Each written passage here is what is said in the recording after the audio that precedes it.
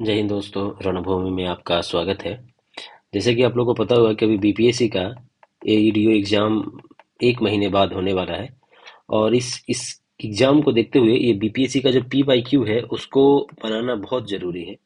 आप अगर ये बीपीएससी पीवाईक्यू करके जाते हैं तो 50 to 60% तो प्रीवियस ईयर का ही क्वेश्चन रहता है। तो आपको ये बहुत हेल्पफुल होने वाला है। तो हम लोग कोशिश करेंगे कि इसके अगले 1 महीने का समय है और 1 महीने में जितने भी सवाल हैं वो पूरा ये बीपीएससी पीवाईक्यू कंप्लीट करने की कोशिश करेंगे। आप यहाँ पे देख सकते हैं कि मैंने इसको पूरा सेक्शन वाइज डिवाइड किया है कि किस सेक्शन में कितने क्वेश्चन हैं। तो इससे एक माइंड मेकअप रहेगा कि हमको इस टॉपिक से इतना सवाल मैंने बनाया। तो आज हम लोग प्राचीन इतिहास से शुरू करने जा रहे हैं। इसमें टोटल 208 क्वेश्चन है। तो कोशिश करें कि एक वीडियो में ही हम 208 क्वेश्चन को कर ले। उसी तरीके से मध्यकालीन में 123 है। आधुनिक भारत को मैंने अभी काउंट नहीं किया, लेकिन ये अराउंड 700 प्लस ये है लगभग इसमें। तो ये हर टॉपिक को हम लोग ऐसे ही कर करके ये हर टॉपिक को 1 से 2, 2 से 3 वीडियो में हम लोग इसको डील कर लेंगे, ताकि आपका ये एग्जाम के पहले ये पूरा कंप्लीट हो जाए। तो बिना किसी देरी के चलिए आज शुरू करते हैं। आज हम लोग को भारतीय इतिहास से शुरू करना है। हम्म तो पहला सवाल लेते हैं, भारत में पशुपालन और कृषि के प्राचीनतम साक्ष्य कहाँ से मिले हैं? तो पशुपालन और कृषि के अंजीरा, काली उलगुल मोहम्मद, दमतज और मेहरगढ़। तो ये कृषि और पशुपालन के प्राचीनतम साक्ष्य कहाँ से मिला है? तो आपको मिला कहाँ? मेहरगढ़ से मिला है। कोशिश कीजिए कि आंसर को पहले ना देखें और सिर्फ क्वेश्चन पे फोकस करें, तो ज़्यादा बेहतर रहेगा। एक बार इसको पढ़ लेते हैं। भारतीय उपमहाद्वीप में पशुपालन कृषि का प्राचीनतम साक्ष्य मेहरगढ़ पाकिस्तान से मिला है। नवीनतम खोजों के आधार पर भारतीय उपमहाद्वीप में प्राचीनतम साक्ष्य कृषि साक्ष्य वाला स्थल उत्तर प्रदेश के संत कबीर से मिला है। अगर भारत की बात करें तो कहाँ मिला? उत्तर प्रदेश के संत कबीर नगर जिले से लेहुरा देव या यहाँ से मिला है, लेहुरा देव या लहुरा देवा से मिला है। यहाँ से 8,000 से लेकर 7,000 ईसा पूर्व तक के मध्य चावल के साक्ष्य प्राप्त हुए हैं। यह उल्लेखनीय है कि नवीन खोजों के पूर्व भारतीय महाद्वीप का प्राचीनतम कृषि का साक्ष्य वाला स्थल मेहरगढ़ ही था। यहाँ गेहूं के साक्ष्य मिले हैं। तो ये कह रहा है कि सबसे प्राचीनतम अगर बात कर दे तो वो कौन है? तो वो आपका प्राचीनतम में कौन आ रहा है कि मेहरगढ़ पाकिस्तान का था। और अगर भारत की बात कर दे तो कहता है भारतीय उपमहाद्वीप में उत्तर प्रदेश के लहुरा देव है, जहाँ पे 8,000 से लेकर 7,000 ईसा पूर्व के आपको मिले। और यहाँ पे क्या मिला है? गेहूं का साक्ष्य मिला है। जबकि प्राचीनतम चावल के साक्ष्य वाला कौन? कोल्डिहवा है। अगर ये गेहूं को वहां पे मिला, अगर चावल की बात कर लेते हैं तो कहाँ? कोल्डिहवा है। ये बेलन घाटी, बेलन नदी का तट प्रयागराज जनपद को माना जाता है। तो ये भी आपको याद रखना है, गेहूं का मिला वहां से, चावल का यहाँ। निम्नलिखित में से किसे कैल्कोलिथिक युग भी कहा जाता है? कैलियोलिथिक कॉल किसको कहा जाता है? तो ताम्रपाषाण को कहा जाता है। किसको कहा जाता है? ताम्रपाषाण युग को कैल्कोलिथिक भी कहा जाता है। इन संस्कृति में तांबे के औजार के साथ साथ पत्थर के बने हुए उपकरण के लिए प्रचलन मिलता है, अतः इन्हें ताम्रपाषाणी संस्कृति भी कहा जाता है। तो क्या क्या था? कहता है कि तांबे के औजार के साथ साथ पत्थर के बने हुए भी औजार मिले हैं, तो ये ताम्रपाषाण युग को कहा जाता है। प्रथम मानव जीवाश्म भारत की किस नदी घाटी से प्राप्त हुआ है? तो ये नर्मदा घाटी से मिला है। कहाँ मिला है? मानव जीवाश्म की बात करेगा तो नर्मदा घाटी हो जाएगा आंसर। मानव जीवाश्म सर्वप्रथम नर्मदा घाटी में अवस्थित हथनौरा, क्या है ये? हथनौरा मध्य प्रदेश, सीहोर में कहता है हथनौरा मध्य प्रदेश नामक पुरास्थल से मिला है। मानव जीवाश्म का साक्ष्य मिला है। इसकी खोज भारतीय भूवैज्ञानिक सर्वेक्षण की जीवाश्म विज्ञानी अरुण सोनकिया ने 1982 में किया था। अरुण सोनकिया ने कब किया था? 1982 में किया था। तो ये मानव जीवाश्म का साक्ष्य कहाँ से मिला है? हथनौरा नामक जो मध्य प्रदेश में है और नर्मदा घाटी में।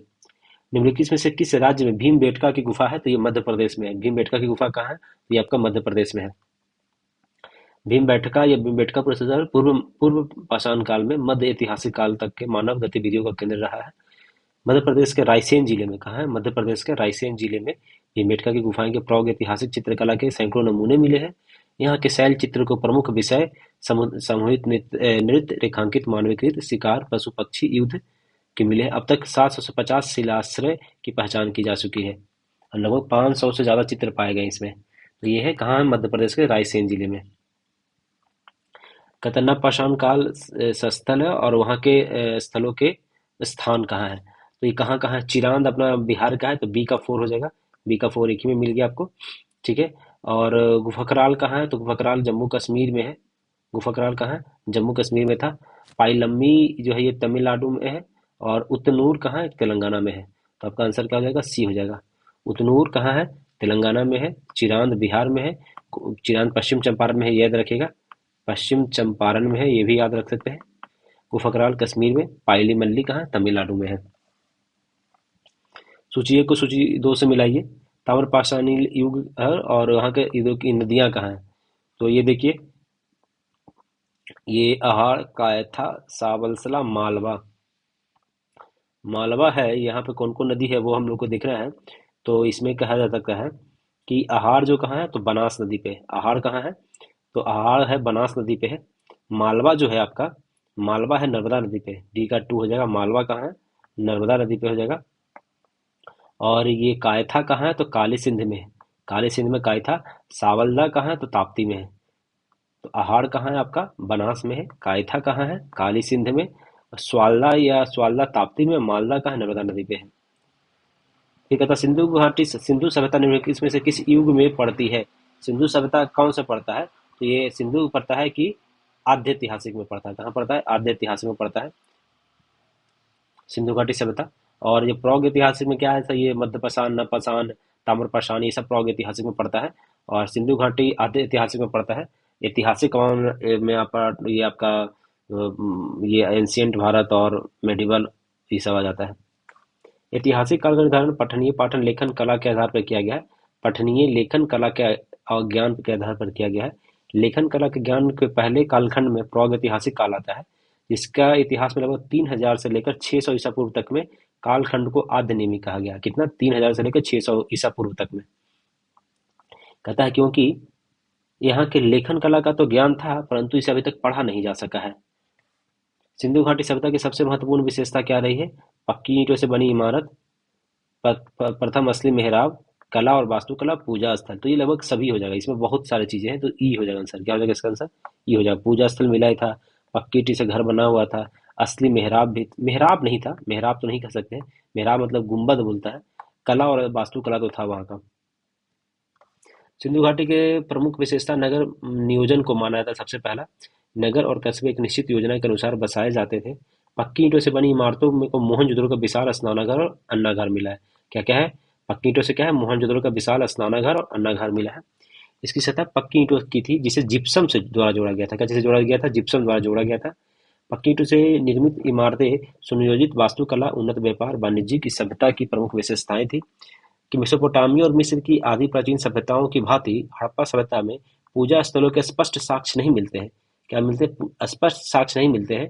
इसी प्रकार भारत में असली मेहराब का उदाहरण बलबन के मकबरे से मिलता है। देखिए है ना, बलबन के मकबरे में असली मेहराब का दिखता है। तो क्या होगा आंसर, ई हो जाएगा। पूजा का भी कह रहा है कि स्पष्ट साक्ष्य नहीं है, बाकी एक ये है और ये तो है ही। किस शहर को मिनी हड़प्पा कहा जाता है, किस शहर को मिनी हड़प्पा के नाम से जाना जाता है जी। तो मिनी हड़प्पा को किसको कहता है, लोथल को। लोथल को क्या कहता है, मिनी हड़प्पा के नाम से जाना जाता है। लोथल कहाँ, गुजरात में है, और इसे मिनी हड़प्पा के नाम से जाना जाता है। और इसका प्रारंभिक उत्खनन करता है प्रोफेसर एस राव के निर्देशन में होता है। प्रोफेसर एस राव के निर्देशन में होता है। कौन सा एक हड़प्पा का बंदरगाह था, तो लोथल का बंदरगाह था, वही लिखा है, अहमदाबाद में था ये। यहाँ से जहाँ से गोदीबाड़ा के साक्ष्य मिले हैं। तो गोदीबाड़ा के साक्ष्य कहाँ से मिले हैं, तो लोथल से मिला है। कौन सी कौन सी हड़प्पाकालीन स्थल गुजरात में है, तो गुजरात में कौन है, लोथल है आपका। ठीक है। कालीबंगा आपका राजस्थान में है। राखी गढ़ी आपका कहाँ है, हरियाणा में है। ठीक है। देखिए, लोथल गुजरात में, कालीबंगा राजस्थान में, डाबरकोट बलूचिस्तान में। ये कहाँ है आपका, डाबरकोट कहाँ है, बलूचिस्तान में इसको कहा जा सकता है। और ठीक है। दुनिया का सर्वाधिक प्राचीन सभ्यता कौन है, प्राचीन सभ्यता तो मेसोपोटामिया हो जाएगा। सबसे पुराना मेसोपोटामिया इराक में है।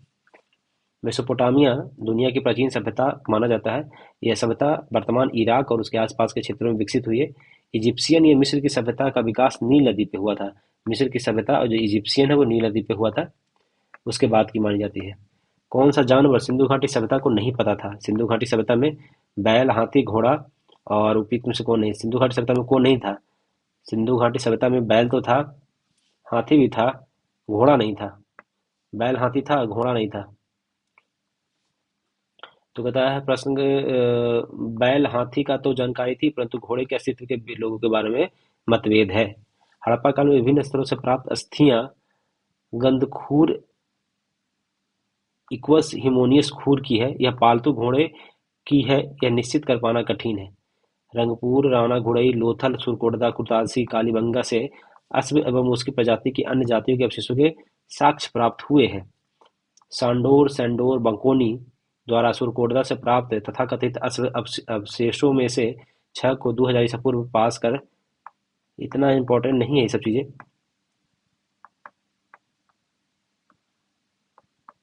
ठीक है, ये सब उतना इम्पोर्टेंट नहीं है, बस उतना जानिए कि ये नहीं मिला था।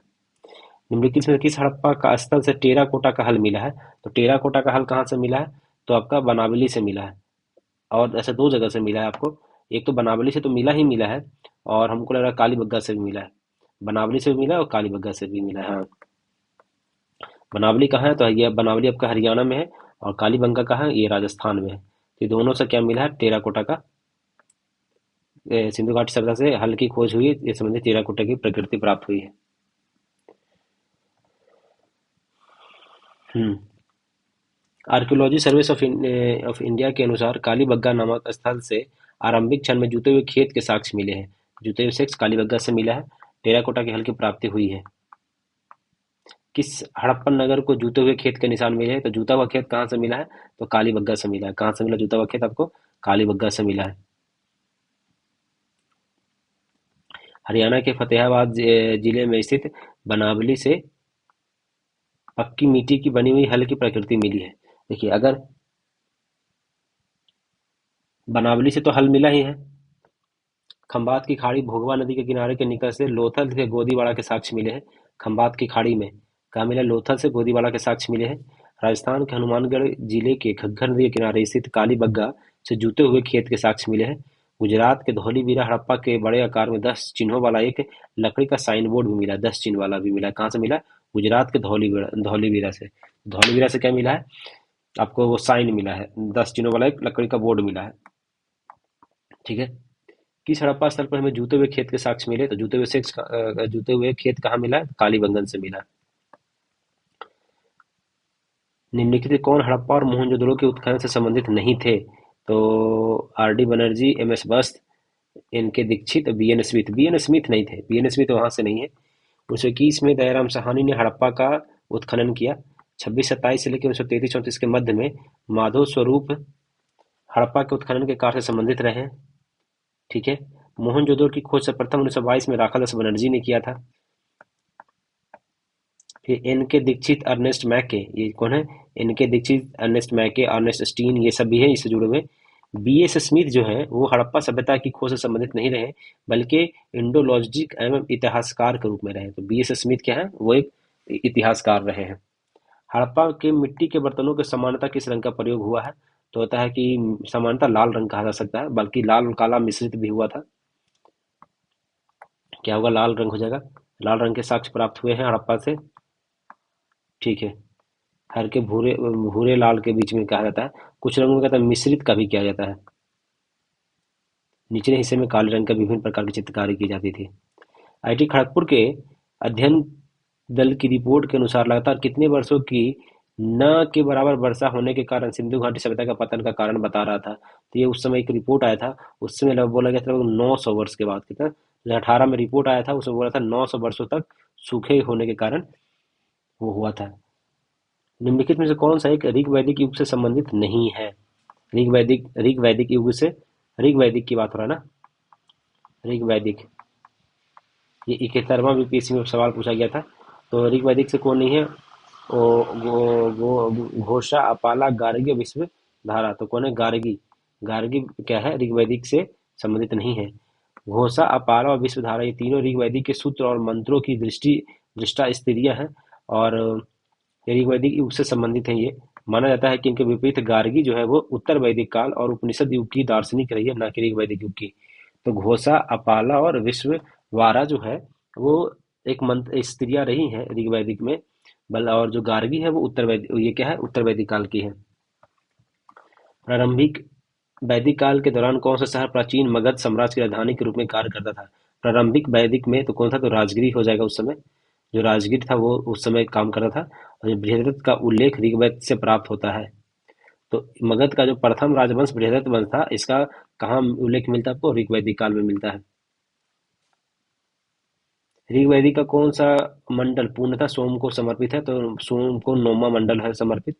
सोम में टोटल ऋग्वेदी में 10 मंडल है, और नौवां मंडल है वो कहता है कि समर्पित है। और दसम मंडल में चार वर्णों की उत्पत्ति का उल्लेख है। दसम मंडल में क्या है? चार वर्ण की उत्पत्ति का उल्लेख किसमें है? दस मंडल में है। ऋग्वैदिक का नौवां मंडल पूर्णतः किसको समर्पित है? तो ये नौवां सोम और उनके पेय के नामांकित देवता के आधार पर हो जाएगा। गायत्री मंत्र किस पुस्तक में मिलता है? तो ऋग्वैदिक काल में गायत्री मंत्र मिलता है, ये प्रभु सूर्य को समर्पित है, सूर्य देवता को समर्पित है गायत्री मंत्र। किस काल में अछूत की अवधारणा स्पष्ट रूप से दिखाई गई है? तो ये अछूत की अवधारणा ऋग्वैदिक काल, ये धर्मशास्त्र के समय से ही चल रहा है। अछूत की जो अवधारणा है, अछूत की अवधारणा वो धर्मशास्त्र के समय से ही चल रहा है। धर्मशास्त्रों के समय में सूत्र काल में चार वर्णों ब्राह्मण, क्षत्रिय, वैश्य, शूद्र के अतिरिक्त समाज में अनेक जातियों यथा अम्बष्ट, उग्र, निषाद, माघ, वैदेहक, रथकार आदि का आविर्भाव अनुलोम प्रतिलोम विवाहों का फलस्वरूप हो गया। पाणिनि ने दो प्रकार के शूद्रों का उल्लेख किया है, निर्वसित और अननिर्वसित। इनमें पहले प्रकार के शूद्र ही अस्पृश्य माने जाते थे। तो अगर छुआछूत की बात हो रही है तो सबसे कहाँ से शुरुआत हुआ है? धर्मशास्त्र से हुआ है छुआछूत की शुरुआत। भारतीय उपमहाद्वीप में लोहे का प्रयोग कब हुआ था? लोहे का प्रयोग कब शुरू हुआ था? तो आप इसको कह सकते हैं कि 12,000 ईसा पूर्व तो नहीं, 9,000 ईसा पूर्व भी नहीं लोहा का शुरुआत हुआ था। हमको लग रहा है कि उपयुक्त में से कोई नहीं होगा। वो लगभग लोहा कब आया था? देखिए, अब ताम्र पाषाण जो है वो तो लगभग 3,000 ईसा वर्ष पूर्व आया था। ठीक है, ये 3,000 ईसा पूर्व कौन आया था? ताम्र आया था। तो उसके बाद में बहुत लोहा बाद हुआ है। लोहा की शुरुआत हुई समझिए कि जब आपका ये महाजनपद काल जो हुआ है, महाजनपद काल जो शुरू हुआ था उस समय, मतलब 600 बीसी बहुत कह सकते हैं। बहुत ज्यादा हुआ तो 600 नहीं तो 800 कहिए। 800 से 600 बीसी के बीच में होगा, कहीं पे देखिए बताया होगा इसमें। लोहे के प्रयोग प्रारंभ के विषय में विद्वानों में मतभेद है। कुछ विद्वानों का मानना है कि विश्व में सर्वप्रथम हित्ती नामक जाति ने लोहे के प्रयोग प्रारंभ किया था। कौन सा जाति था? सर्वप्रथम हित्ती नामक जाति ने लोहे का प्रयोग प्रारंभ किया था। इसके पश्चात ही विश्व के अन्य लोगों ने इसका प्रचलन हुआ। जबकि थाईलैंड के बान चियांग नामक पुरास्थल की खुदाई खुदाई से ढले हुए लोहे प्राप्त हुए हैं, जिसकी तिथि लगभग 1600 से 1200 ईसा पूर्व बताया जा रहा है। ठीक है, निर्धारित की गई है। भारत में नौह, राजस्थान में दोआब क्षेत्र में लोहा कृष्ण लोहित मृदभांडों के साथ प्राप्त हुआ, जिसकी संभावित तिथि 1400 ईसा पूर्व है। ठीक है, मतलब 3,000 था, उसके बाद इसको 1400 मानिए। ठीक है, बहुत ज्यादा भी तो नहीं है। सर्वप्रथम उत्तर वैदिक काल लगभग 1,000 से लेकर 600 पूर्व, हम बताए ना, में ग्रंथों में हमें धातु का स्पष्ट प्रमाण मिलता है। तो स्पष्ट प्रमाण की बात करेंगे तो लगभग 1,000 से लेकर 600, जो कि हम आपको पहले बताए थे। तो कहीं ना कहीं सही ही था वो। एक और ने एवरेज ही बताएगा, कोई एग्जैक्ट टाइम तो बता नहीं सकता है। ठीक है, अथर्ववेद में लोहे के उल्लेख श्याम अयस्क के रूप में होता है। श्याम अयस्क के रूप में किसमें होता है? अथर्ववेद में होता है। इसमें लोहे के बने हुए फाल का भी उल्लेख प्राप्त होता है। अतरंजी खेड़ा उत्तर प्रदेश के उत्खनन से गेहूं, जौ और चावल के अवशेषों के साथ साथ प्राचीनतम कृषि लौह उपकरणों की प्राप्ति होती है। तो लौह उपकरणों की प्राप्ति कहाँ से होता है? अतरंजी खेड़ा उत्तर प्रदेश से। अतरंजी खेड़ा कहाँ है? उत्तर प्रदेश में, ये याद रखिएगा। अतरंजी खेड़ा कहाँ है? उत्तर प्रदेश में। पुरातत्वविदों ने इस काल का लगभग 1,000 ईसा पूर्व निर्धारित किया है, जो कि अधिकांश विद्वानों द्वारा स्वीकारनीय है। कब हो? तो 1,000 ईसा पूर्व की बात किया जा सकता है। ठीक है, इतना एक्सेप्टेबल है।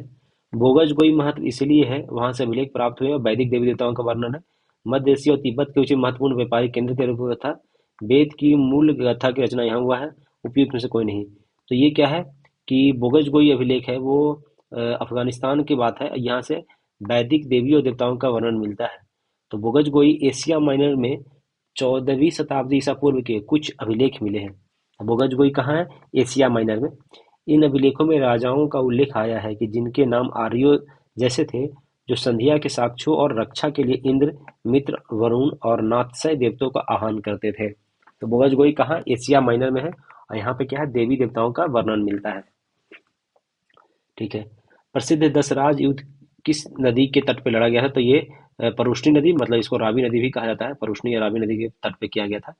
दसराजों का युद्ध परुष्णी नदी, आधुनिक रावी नदी के तट पे लड़ा गया था, जिसमें भरतों ने राजा सुदास की भरतों के राजा सुदास की विजय हुई थी। किसको हुई थी? जिसमें भरतों के राजा सुदास की विजय हुई थी।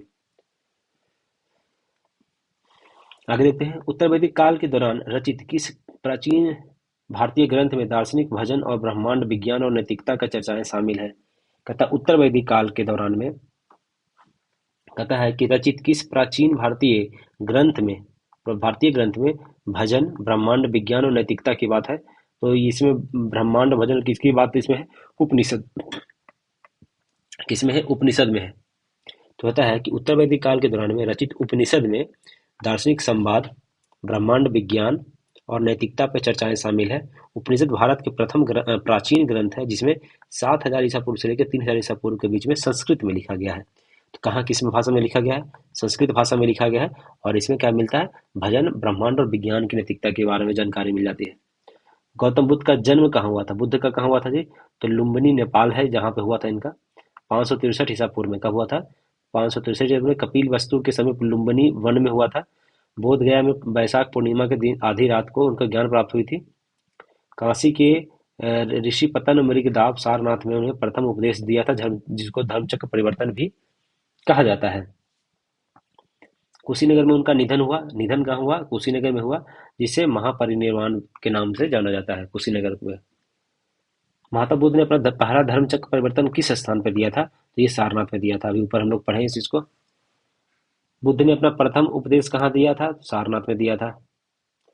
बोध गया में किसे महान ज्ञान की प्राप्ति हुई थी? तो गौतम बुद्ध को हुई थी। कहता है 4 महत्वपूर्ण घटना है, उसको मिलाइए कहाँ। जन्म कहाँ हुआ? लुम्बिनी में। ज्ञान की प्राप्ति बोध गया। प्रथम प्रवचन सारनाथ। निधन कुशीनगर। 1 का 3, 2 का 2, 3, 4 का 4, ये हो जाएगा, सी आंसर आ जाएगा। कौन सी बौद्ध संगीति बिहार में आयोजित नहीं हुई थी? तो चौथी नहीं हुई थी। चौथा कहाँ हुआ था? कश्मीर में हुआ था। ठीक है। प्रथम जो हुआ था, अगर हम प्रथम बौद्ध संगीति आपका हुआ था कहाँ पे? राजगीर में। द्वितीय कहाँ हुआ था? वैशाली में। तीसरा कहाँ हुआ था? पाटलिपुत्र में।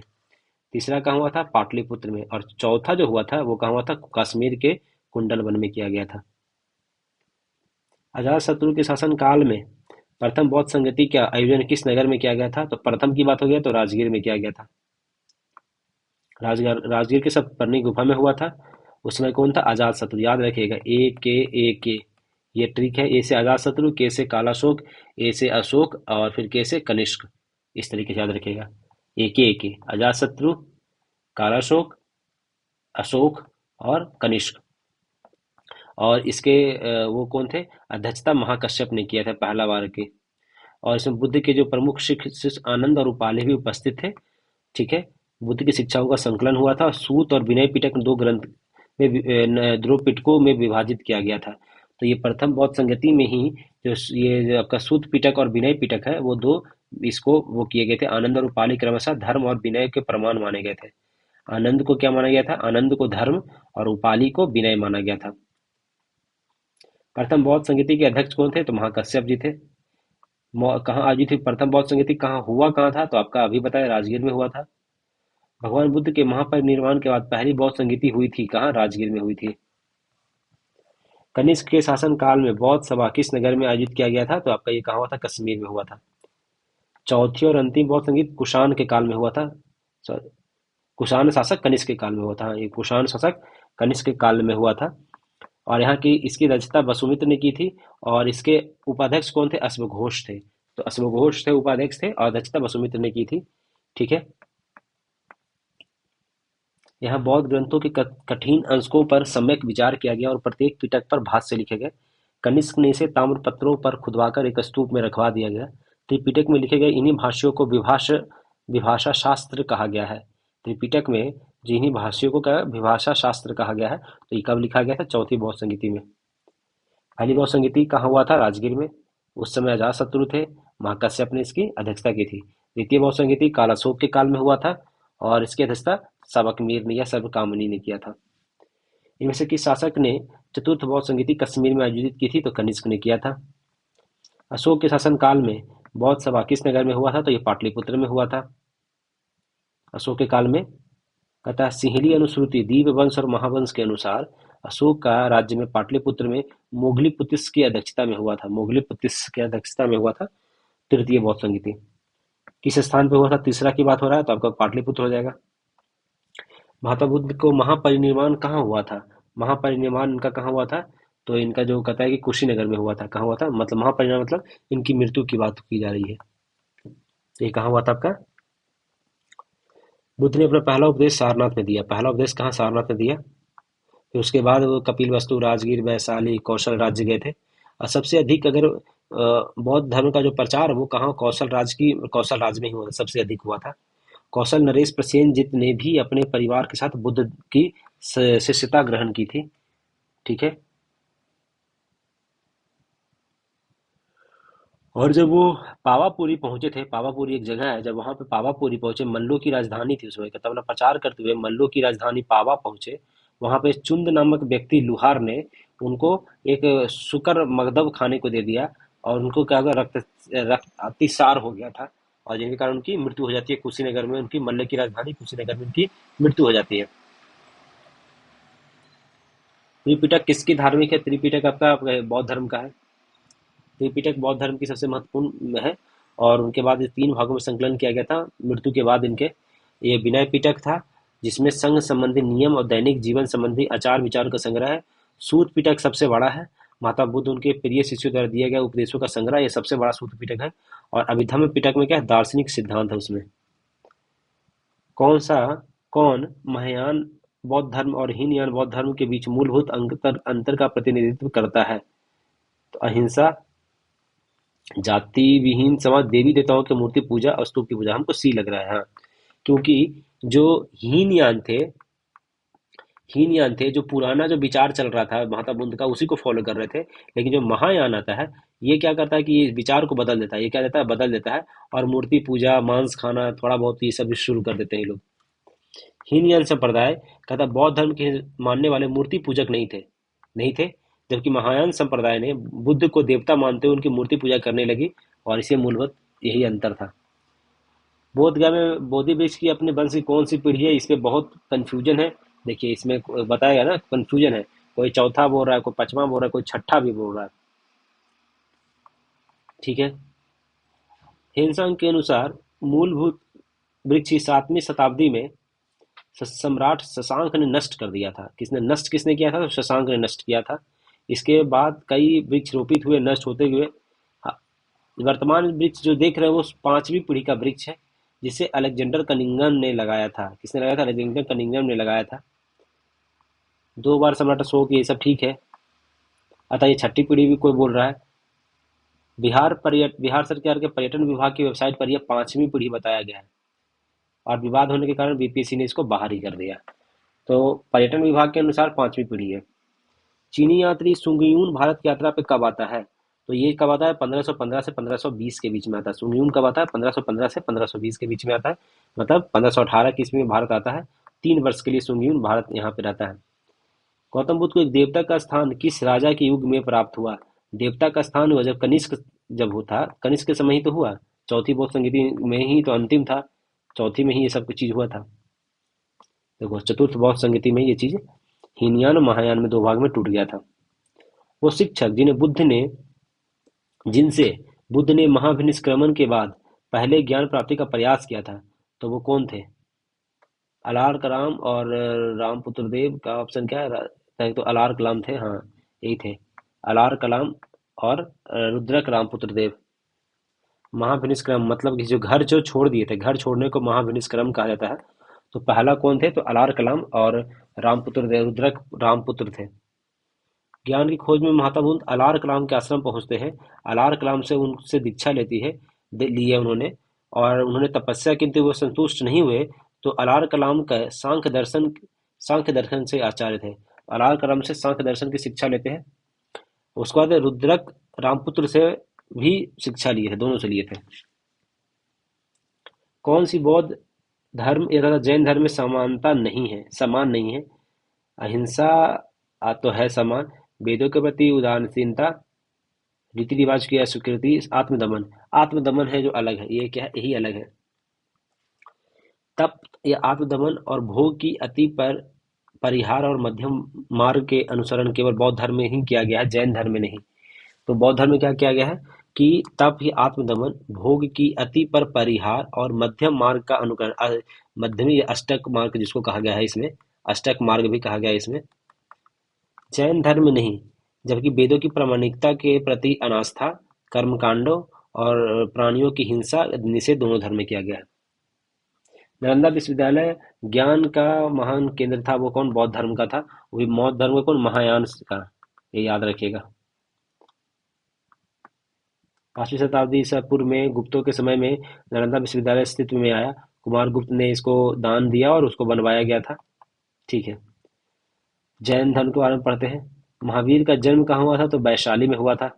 इसमें तो ओहो हो, कुंडलग्राम वैशाली। वैशाली के अंदर भी तो कुंडग्राम है ना, वही इसीलिए। वैशाली के निकट एक गांव है कुंडलग्राम। जब ये दिया है तो अपने को ये लगाना होगा, देखिए कंफ्यूजन नहीं कीजिएगा। तो महावीर स्वामी का जन्म कुंडग्राम या कुंडलपुर में हुआ, वैशाली के निकट में। 599 ईसा पूर्व में हुआ था। माता का नाम त्रिशला, वैशाली की लिच्छवी गणराज्य की प्रमुख चेतक की बहन थी, चेटक की बहन थी। पिता सिद्धार्थ थे, वे ज्ञातक कुल के थे ये। बड़े भाई का नाम क्या था? नंदी वर्मन नाम था। कुछ प्राचीन संस्करण की एनसीईआरटी पुस्तकों में महावीर स्वामी का जन्म 540 ईस्वी बताया गया है। देखिए ये भी है, बात सही है। इसी आधार पर अनेक अन्य प्रकाशकों ने भी स्थिति को अपनी पुस्तकों में अंकित कर दिया, जिससे भ्रम की स्थिति उत्पन्न हुई। महावीर स्वामी का सही जन्म तिथि 599 ईस्वी में ही उचित है, क्योंकि स्वामी महात्मा बुद्ध के पहले के काल हैं। महात्मा बुद्ध का जन्म 563 ईसा पूर्व में दिया गया है। एनसीईआरटी के नवीन संस्करणों में भी अब महावीर स्वामी का जन्म 599 ये प्रकाशित हो चुका है। तो महावीर स्वामी का जो जन्म है वो कब हुआ? 599 ईसा पूर्व में। कब हुआ है? कितने में हुआ? 599 ईसा पूर्व में हुआ, ये अब याद रखिएगा। महावीर स्वामी का प्रथम शिष्य कौन था? जमाली। प्रथम शिष्य का नाम क्या था? जमाली था। महावीर का जन्म क्षत्रिय वंश के सामंत सिद्धार्थ के 599 ईसा पूर्व में हुआ था। पत्नी का नाम क्या था? यशोदा था। उनके प्रियदर्शना नामक एक पुत्री की उत्पन्न हुई थी। पुत्री का विवाह जमाली से हुआ, जो बाद में महावीर स्वामी का अनुयायी बन गया, उनका प्रथम शिष्य भी था। जैन धर्म के प्रवर्तक महावीर जी का मुख्य स्थान कहाँ है? तो ये महावीर जी का मुख्य स्थान कहाँ है? तो आपका पावापुरी में है। 24वें तीर्थंकर महावीर स्वामी का मुख्य स्थान पावापुरी में स्थित है। 500 इनका मृत्यु कब हुई है? तो 527 ईस्वी में हुआ है। 72 वर्ष की उम्र में इनकी मृत्यु हो गया था उनकी। महावीर जैन की मृत्यु निम्नलिखित में से किस नगर में हुई थी? तो ये कहाँ हुआ था? पावापुरी में हुआ था। कौन सबसे पूर्वकालिक जैन ग्रंथ होता है? तो 12 अंग है। सबसे 14 पूर्व है। 14 पूर्व है। सबसे पहले कौन है? 14 पूर्व है। सबसे पुराना अगर जैन ग्रंथ कहा है तो 14 पूर्व सबसे पुराना है। और उसके बाद 12 अंग, फिर 12 उपांग आता है। 14 पूर्व सबसे प्राचीन जैन ग्रंथि है। नंद राजा के समय में संभूत विजय और भद्रबाहु संघ के अध्यक्ष थे। त्रिरत्न या तीन रत्न जैसे सटीक ज्ञान, सटीक आस्था और सटीक क्रिया किससे संबंधित है? त्रिरत्न जिसको है, सम्यक ज्ञान, सम्यक धर्म, सम्यक आस्था, ये कौन सा धर्म से है? तो जैन धर्म से है। सम्यक ज्ञान, सम्यक धर्म और सम्यक आस्था। आजीवक संप्रदाय के संस्थापक कौन थे? मक्खली गोलास थे। मक्खली गोसाल। कहते हैं मक्खली गोसाल प्रथम में महावीर के शिष्य थे। तो महावीर मतलब जैन धर्म। पहले जैन धर्म के शिष्य थे, किंतु बाद में मतभेद के चलते इन्होंने महावीर की शिष्यता त्याग दी और विभिन्न स्रोत नवछंद एवं किसंस्कृत नामक आजीवक आचार्यों का उल्लेख करते हैं, जो मखलीपुत्तिस गोसाल से पूर्व में ही कार्यरत थे। इसका अभिप्राय है कि गोसाल से पूर्व भी आजीवक संप्रदाय उपस्थित था। संभवतः इस संप्रदाय को लोकप्रियता गोसाल के द्वारा दी गई, अतः इसे परंपरानुसार आजीवक संप्रदाय का प्रवर्तक मान लिया गया। ये जो गोसाल थे वो महावीर जैन धर्म के वो थे और वहां से निकल जाते हैं। पाटलिपुत्र में बुलाई गई प्रथम जैन संगीति के अध्यक्ष कौन थे? तो प्रथम बौद्ध संगीति के जो थे वो स्थूलभद्र थे। कौन थे? स्थूलभद्र थे। प्रथम जैन संगीति जो हुआ था 4वीं शताब्दी में ईस्वी में हुआ था, और जिसके अध्यक्ष कौन थे? स्थूलभद्र थे। इसी जैन धर्म में 12 अंगों का संकलन हुआ था। क्या हुआ था? 12 अंगों का संकलन भी हुआ था इसमें। निम्नलिखित रचनाओं में से किसकी जैन धर्म के प्रति भारी झुकाव था? जैन धर्म के प्रति कौन थे? दशरथ, खारवेल, बृहदत्त और हुविस्क। बृहदत्त तो नहीं होगा, दशरथ, खारवेल हो सकते हैं। कौन हो जाएंगे? खारवेल। बृहदत्त तो बहुत पुराना हो गया, जिनका तो कहानी ही नहीं है। दशरथ भी ठीक है, तो दशरथ सही थे। ये अशोक के पोते के रूप में दशरथ को जाना जाता है, तो दशरथ नहीं थे। कलिंग का चेदी वंशीय शासक खारवेल। खारवेल का था चेदी वंशीय थे खारवेल। कलिंग के चेदी वंशीय खारवेल ने प्राचीन भारतीय इतिहास के महानतम सम्राटों में से एक थे। उड़ीसा प्रांत के भुवनेश्वर में 3 मील की दूरी पर स्थित उदयगिरि पहाड़ी हाथी गुफा में उनका एक बिना तिथि का अभिलेख प्राप्त होता है। यह अभिलेख खारवेल के इतिहास जानने का मुख्य स्रोत है। उदयगिरि पहाड़ी के हाथी गुफा अभिलेख है।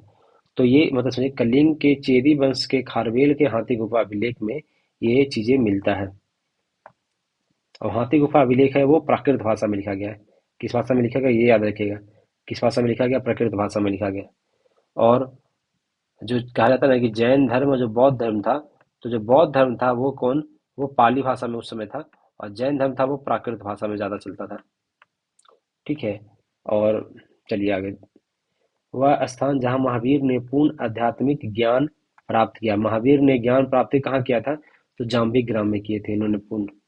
12 वर्षों की कठोर तपस्या के बाद, साधना के बाद, जाम्बिक ग्राम के तिजुपालका नदी के तट पर एक साल के वृक्ष के नीचे इनकी वो इसीलिए केवलिन कहलाए इन्होंने। शैव धर्म, भागवत धर्म। भागवत संप्रदाय के विकास किसकी देन अत्यधिक थी? भागवत संप्रदाय के हिंद यूनानी कौन हो जाएंगे? या गुप्त। अच्छा, वो किसकी वो थी? संप्रदाय का विकास की बात हो रहा है ना, तो विकास किसने किया था? विकास के में आ जाएंगे कौन? गुप्ता लोग हो जाएंगे।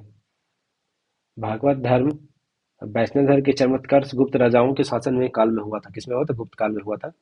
गुप्त नरेश वैष्णव मतानुयायी थे और संभवतः उन्होंने अपनी राजधर्म बनाया था।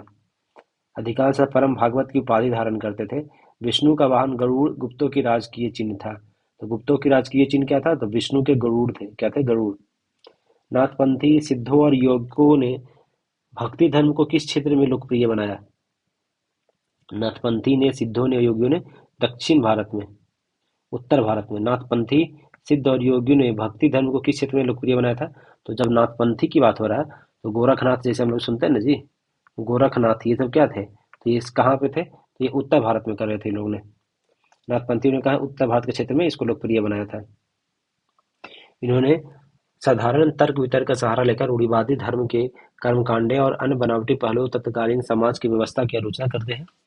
इन्होंने संसार का परित्याग करने का समर्थन किया। इनके विचार से निराकार परम सत्य चिंतन मनन और साथ एक हो जाने की अनुभूति की मोक्ष होती है। ठीक है। 6ठी शताब्दी ईसा पूर्व की राजनीतिक दशा बताइए। पाटलिपुत्र के संस्थापक कौन थे? अब यहाँ से हमारा क्या रहता है, कितना हम लोग कहाँ तक पहुंचे एक बार आपको वो देख लेते हैं। ये हो गया, ये हो गया, ये हो गया, ये हो गया, ये हो गया। 6ठी शताब्दी पूर्व में अभी हम लोग यहाँ से शुरू करने वाले हैं। लगभग 40% कंप्लीट हुआ है अभी। चलिए इसको कंप्लीट करके ही आजमानेंगे हम लोग।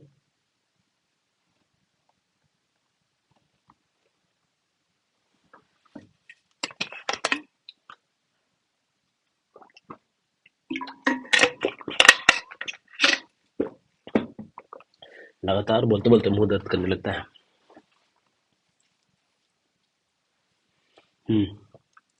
पाटलिपुत्र के संस्थापक की बात हो रहा है, इसमें एक कंफ्यूजन है। पाटलिपुत्र के संस्थापक जो थे, इसकी संस्थापक कौन थे? अजात शत्रु ने किया था। किसने किया था? अजात शत्रु ने किया था।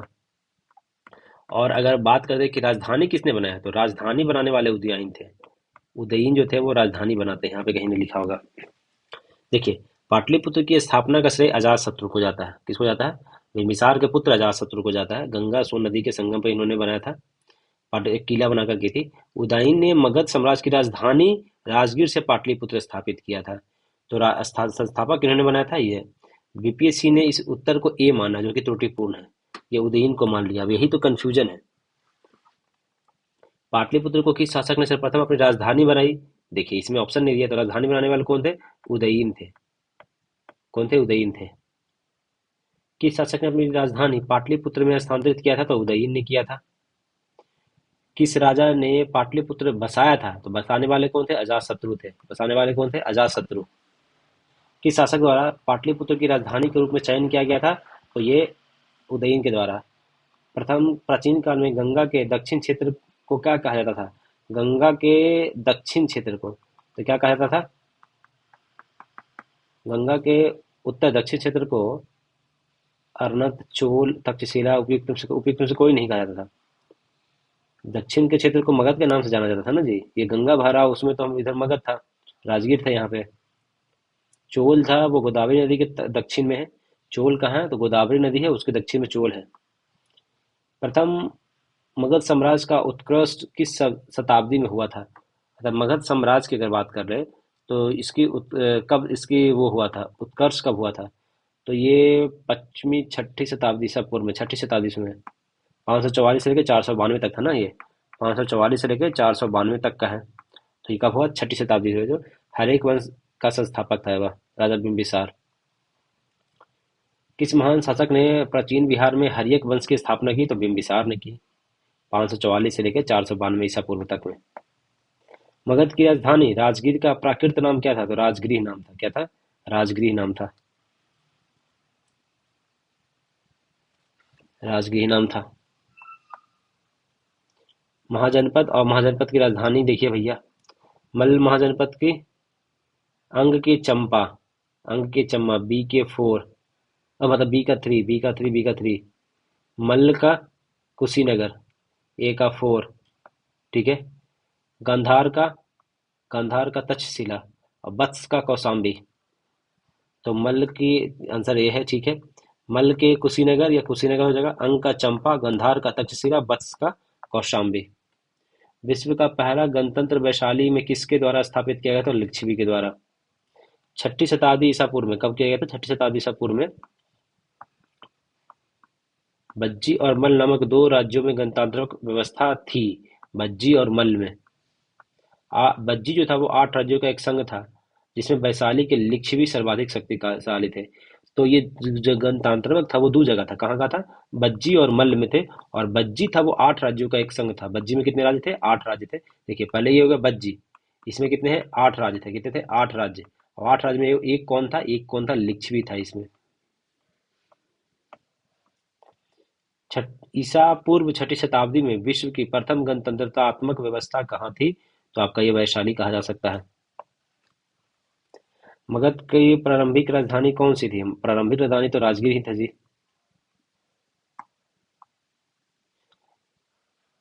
ठीक है। प्राचीन महाजनपद की प्रथम राजधानी, मगध की प्रथम राजधानी कहाँ था? तो कौन सी थी? पाटलिपुत्रा नहीं, चंपा नहीं, वैशाली। तो उपयुक्त से कोई नहीं हो जाएगा ये। अजातशत्रु के वंश का नाम क्या था? अजातशत्रु हर्यक वंश का था। 492 से 460 के बीच में था ये। ठीक है। 16 महाजनपदों की सूची कहाँ है? तो अंगुत्तर निकाय में मिलता है। 16 महाजनपदों की सूची कहाँ मिलता है? अंगुत्तर निकाय। बौद्ध धर्म का है ये, बौद्ध ग्रंथ का है। ठीक है। अस्मक जो एकमात्र जो दक्षिण में रहने वाला का नाम क्या था? अस्मक नाम है, ये खाली याद रखिएगा। जैन ग्रंथ के भगवती सूत्र में भी 16 महाजनपदों की सूची मिलती है। तो बौद्ध के अंगुत्तर निकाय और भगवती सूत्र में भी मिलती है। प्रद्युत कहाँ के चंद्रोपदुत? अवंती के राजा चंद्रोपदुत थे। कहाँ के थे? अवंती के राजा चंद्रोपदुत थे। अवंती के राजा कौन थे? चंद्रप्रदुत थे। अवंती के राजा बुद्ध के समय में थे। इनके पुत्र बासबदता से वत्स नरेश उदयन ने विवाह किया था। ठीक है। मगध शासक बिंबिसार का चिकित्सक कौन था? तो जीवक चिकित्सक था, जो कि चंद्रोपदत्त को भेजे थे ये। अवंती नरेश चंद्रोपदत्त के इलाज के लिए भेजे थे। नंद वंश के पश्चात मगध पर किस वंश का शासन हुआ था? नंद के बाद तो मौर्य वंश आया था। नंद के बाद कौन आया था? मौर्य वंश। बाकी इसका ट्रिक याद रखिएगा। हसीन, मशूक, शाह।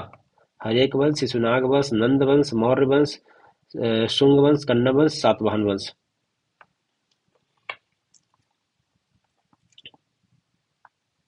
नंद वंश में कितने टोटल? 9 राजा हुए थे। कितने हुए थे? 9 राजा हुए थे। ठीक है। कलिंग नरेश खारवेल का संबंध क्या चीज से है? तो ये कलिंग नरेश खारवेल चेदी वंश से है। क्या चीज वंश है? सॉरी, चेदी वंश से नहीं है। कलिंग नरेश खारवेल जो थे, चंदेल क्या था? चंदेल वंश के थे नहीं जी। एक मिनट। है तो चेदी वंश ही, और चेदी वंश महामेघ वंश भी इसको कहा जाता है क्या? कलिंग नरेश जो चेदी वंश के थे, राजवंश के संस्थापक महामेघ वाहन नामक व्यक्ति था। इस वंश का नाम महावेग वाहन नामक भी वंश पड़ गया। सर्वाधिक शक्तिशाली शासक खारवेल हुआ। तो इसमें दोनों हो जाएगा। अच्छा, तो चेदी वंश भी हो जाएगा और महावेग वाहन वंश दोनों हो जाएगा। चेदी वंश का संस्थापक ही था महाबेग वाहक। राजा खारवेल का नाम है, हाथी गुफा अभिलेख है खारवेल के नाम से। कलिंग का चेदी शासक खारवेल के प्राचीन इतिहासकारों में महान सम्राटों में से एक था। हाथी गुफा अभिलेख कहाँ? उड़ीसा राज्य में इन्होंने एक बिना तिथि का अभिलेख प्राप्त हुआ है। इसमें खारवेल के बचपन, शिक्षा, राज्याभिषेक, राजा होने के तहत 13 वर्षों तक के शासनकाल की घटना क्रमबद्ध में दिया हुआ है। बराबर पर्वत श्रृंखला स्थित गोरख गिरी की किसके द्वारा विजित की गई थी? बराबर पर्वत श्रृंखला में गोरख गिरी किसके द्वारा विजित की गई थी? मतलब विजित मतलब कौन जीता था? तो गोरख गिरी तो खारवेल ने। चेदी वंश का जो खारवेल है उन्होंने बराबर इस पर्वत इस श्रृंखला स्थित गोरख गिरी को विजित किया था, मतलब जीता था। ये हाथी गुफा अभिलेख महावेग वाहन वंश के महान शासक से संबंधित है। और इस अभिलेख में ही पहली बार महाराजा शब्द का उपयोग हुआ है। इसमें हुआ है तो हाथी गुफा अभिलेख में पहली बार क्या हुआ है? महाराजा शब्द का उल्लेख हुआ है। अंग की राजधानी चंपा। दक्षिण बिहार, ये जो आपका हमारा जो बिहार है, ये बिहार है, तो इधर चंपा इस एरिया में थे। कहाँ थे? इस एरिया में चंपा था। ठीक है। भागलपुर और मुंगेर के इलाके में, भागलपुर मुंगेर इस कोने में है ना। इसकी राजधानी कहाँ थी? चंपा। अंग इधर था, अंग की राजधानी चंपा थी इधर।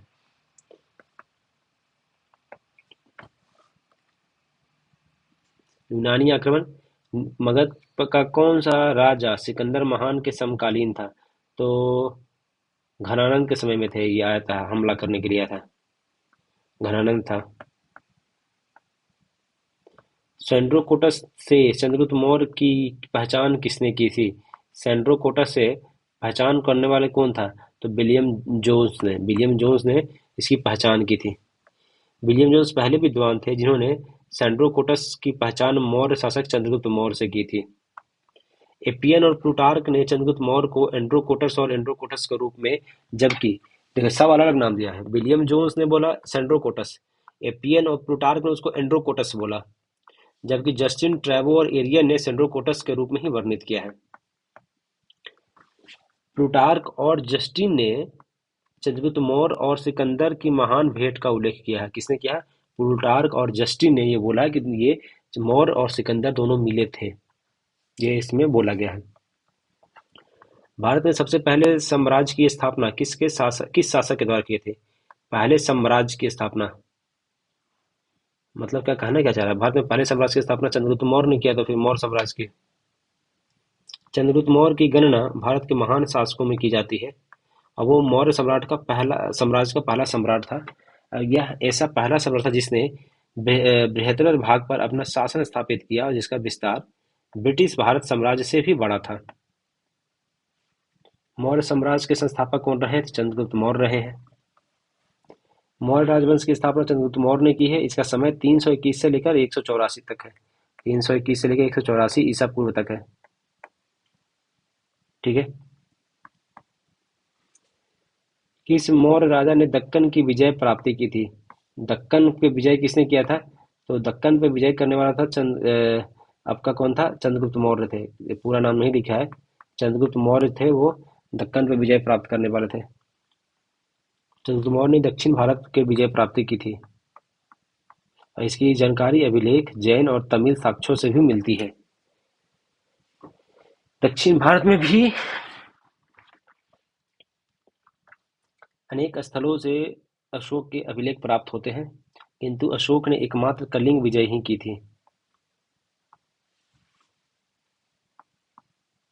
हाँ, क्योंकि बिंदुसार की विजय अत्यंत संदिग्ध है। ठीक है।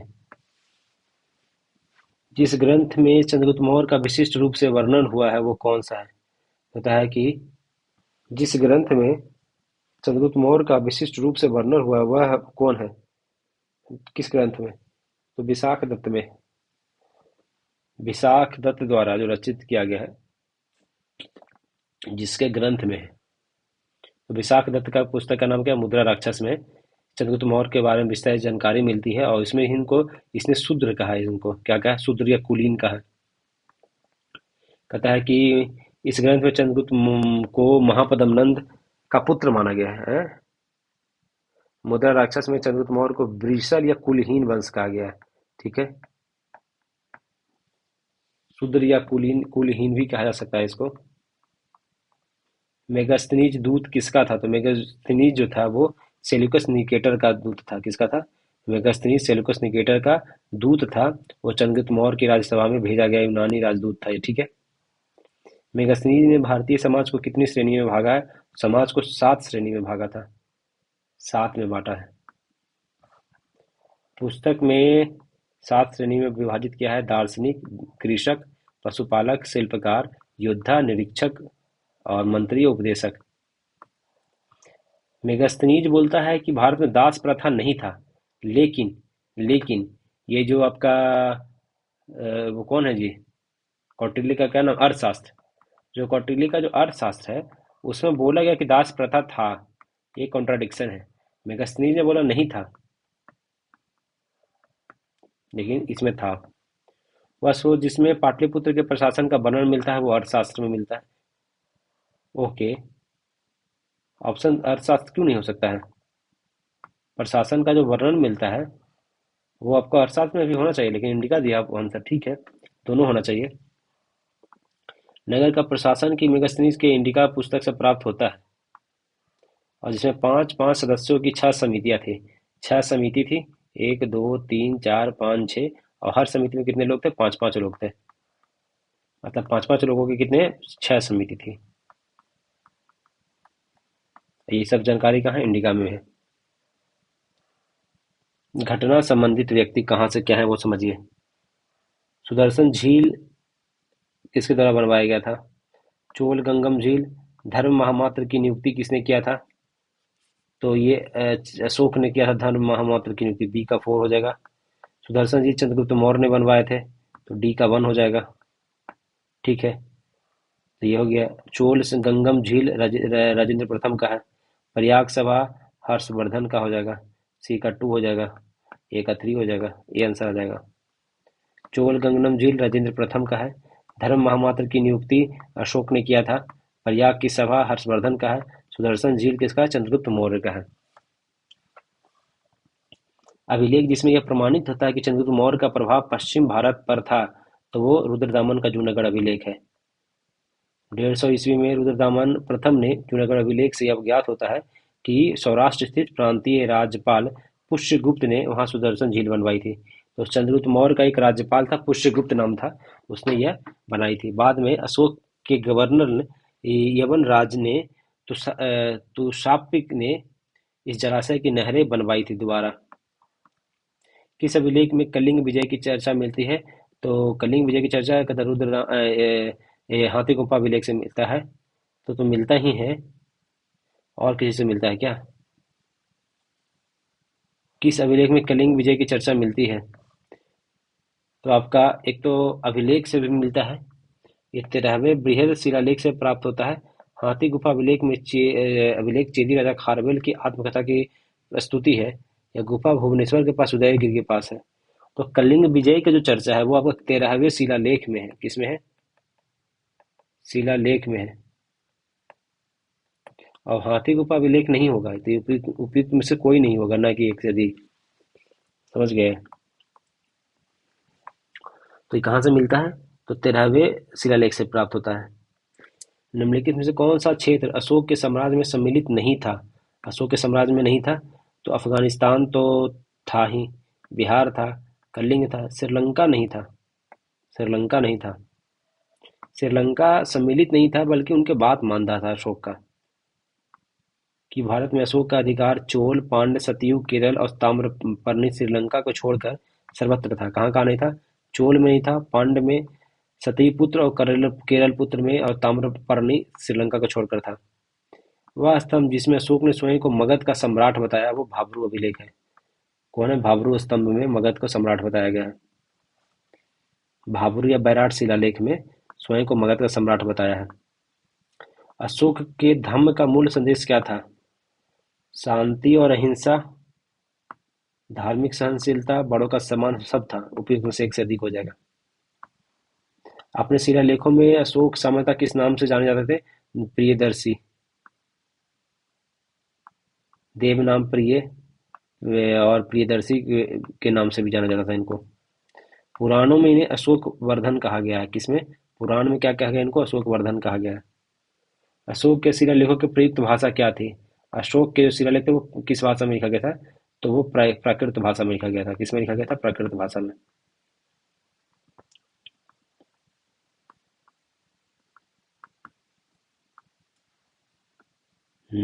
ठीक है। अधिकांश अभिलेख प्राकृत भाषा एवं ब्राह्मी लिपि में लिखा गया। प्राकृत भाषा ब्राह्मी लिपि में लिखे गए। केवल दो शिलालेख हैं जो शाहबाजगढ़ी और मानसेहरा लिपि में भी लिपि की लिपि ब्राह्मी न होकर खरोष्टी है। तो जो शाहबाजी और मानसेहरा वो दोनों किस भाषा में है? खरोष्टी लिपि में। बाकी सब क्या है? ब्राह्मी लिपि में है। तक्षशिला से अरामाइक लिपि में लिखा गया एक भग्न अभिलेख तक्षशिला में सरेकुना नामक स्थान से यूनानी व अरामाइक लिपि में लिखा गया एक और लेख है। ठीक है। अशोक के स्तंभ पर कौन सी लिपि देखी गई है? तो स्तंभ पे तो ब्राह्मी लिपि लिखा गया है। प्राचीन भारत में निम्नलिखित में से कौन सी एक लिपि दाईं ओर से बाईं ओर लिखा जाता था? तो ये खरोष्टी लिपि था एक। क्या है? खरोष्टी लिपि दाईं ओर से बाईं ओर लिखा जाता था। इसका पढ़ने का श्रेय जेम्स प्रिंसेप्स को दिया जाता है 1835 में। ये उत्तर पश्चिम में था। कहाँ पर? उत्तर पश्चिम मतलब गुजरात, राजस्थान, पाकिस्तान, अफगानिस्तान। निम्नलिखित में से कौन प्राचीन भारत की कौन सी लिपि दाहिने से बाईं ओर लिखी जाती है? तो ये भी खरोष्टी लिपि पढ़े। अशोक अभिलेखों को पहली बार किनके द्वारा पढ़ा गया था? जेम्स प्रिंसेप्स के द्वारा पढ़ा गया था 1837 में। और कौन सा पढ़ा गया था? दिल्ली टोपरा अभिलेख को पढ़ने में सफलता प्राप्त हुआ था। ब्राह्मी लिपि के सर्वप्रथम किसने पढ़ा? तो जेम्स प्रिंसेप्स का ही नाम होगा। पाटलिपुत्र को किस शासक ने सर्वप्रथम अपनी राजधानी बनाया था? पाटलिपुत्र को किस शासक ने राजधानी बनाया था? पाटलिपुत्र को तो बनाने वाला कौन था? तो ये कौन हो जाएगा? चंद्रगुप्त मौर्य हो जाएगा। वस्तुतः पाटलिपुत्र की स्थापना गंगा सुंदरी के हर्यक वंश के उदयन ने की थी। देखिए, कोई बोल रहा है, कभी बोलता है अजातशत्रु ने किया है स्थापना, कभी बोलता है उदयन ने किया है। चंद्रगुप्त मौर्य ही हो जाएगा सबसे पहले। मौर्य वंश का अंतिम शासक कौन था? तो मौर्य वंश का अंतिम शासक का नाम क्या था? बृहद्रथ था। कौन था? बृहद्रथ था अंतिम शासक। पुष्यमित्र शुंग इसको हत्या करता है 184 ईसा पूर्व में। अंतिम मौर्य शासक कौन था? तो बृहद्रथ था। अशोक की नीति के आर्थिक परिणामों के कारण ही मौर्य साम्राज्य का पतन अधिकांशतः उचित था। इस तथ्य को किसने किसने विश्वास किया? कहता है कि जो आर्थिक परिणामों के कारण ही अशोक की जो नीति का जो पतन हो गया, ये किसने बोला था? रोमिला थापड़ ने बोला था। किसने बोला था? रोमिला थापड़ जी ने बोला था। मौर्य काल में शिक्षा का सर्वाधिक प्रसिद्ध केंद्र कौन था? मौर्य काल में तक्षशिला था।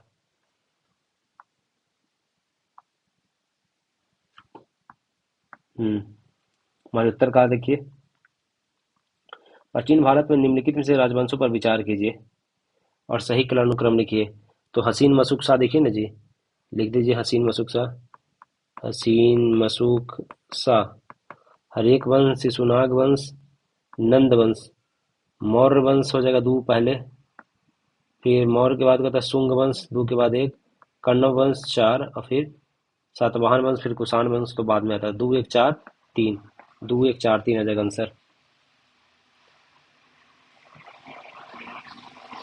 मौर्य साम्राज्य 321 से लेकर 184 ईसा पूर्व तक है। मौर्य के बाद शुंग वंश 184 से लेकर 73 ईसा पूर्व तक है। कण्व वंश 73 से लेकर 28 ईसा पूर्व तक है। कुषाण वंश को कहता है कि पहली से तीसरी शताब्दी तक माना गया है। ताम्रपत्र लेख दर्शाते हैं कि प्राचीन काल में बिहार के राजनेताओं का संपर्क था। ताम्रपत्र लेख दर्शाते हैं कि प्राचीन काल में बिहार के राजाओं का संपर्क कहाँ से था? तो जावा सुमात्रा से था। कहाँ से था? जावा सुमात्रा से था। पालवंशी शासक देवपाल बौद्ध मतानुयायी था। पालवंशी शासक देवपाल। लेखों से परम सौगात कहा गया है। किसको? देवपाल को परम सौगात कहा गया है। जावा के शैलेंद्र वंशी शासक बालपुत्र देव के अनुरोध पर उन्होंने नालंदा में बौद्ध विहार बनवाने के लिए 5 गांव दान में दिया था। किसको दिया था? जावा के शैलेंद्र वंशी बालपुत्र देव को। हम्म सुवर्ण भूमि का वह राजा कौन था जिसने नालंदा में एक बौद्ध विहार की स्थापना की? कहाँ के? नालंदा में। और उसके रख रखाव हेतु अपने दूत द्वारा देवपाल से 5 गांव दान में देने के लिए प्रार्थना की थी। तो ये बालपुत्र देव थे, जावा सुमात्रा के थे। प्राचीन प्राचीन काल के स्थल और वर्तमान किस राज्य में है वो देखिए। गिरनार तो आपका गुजरात में है, ये तो पता हो। सी का 2 देखिए। ठीक है, आंसर आपको यहाँ से मिल गया। कर्ण सुवर्ण कहाँ है? तो कर्ण सुवर्ण आपका कहाँ है? तो आपका कहाँ है? पश्चिम बंगाल में है। कर्ण सुवर्ण पश्चिम बंगाल में है। ठीक है। फिर प्रतिष्ठान कहाँ है? तो प्रतिष्ठान आपका कहा जाएगा महाराष्ट्र में हो जाएगा। प्रतिष्ठान कहाँ हो जाएगा? महाराष्ट्र में। अब प्राग्यो ज्योतिष कहाँ हो जाएगा? असम में हो जाएगा। प्राग्यो ज्योतिष कहाँ हो जाएगा? असम में हो जाएगा। ठीक है। पूरा तत्वीय ऐतिहासिक विवरणों के कवन सुनकर प्राचीन भारत को बताया गया है।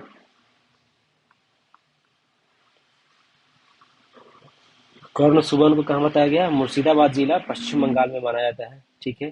प्राचीन संस्कृत साहित्य में प्राग ज्योतिष और कामरूप दोनों नामों से प्रयोग प्राचीन आसाम व उसके आसपास के क्षेत्र में किया गया है। तो प्रयाग ज्योतिष और कामरूप ये कहाँ किया गया है? आसाम के लिए किया गया है। गिरनार पर्वत तो भाई आपको पता है गुजरात में है। गिरनार कहाँ है? गुजरात में है। और प्रतिष्ठान जो है वो कहाँ? गोदावरी नदी के तट पर महाराष्ट्र में है।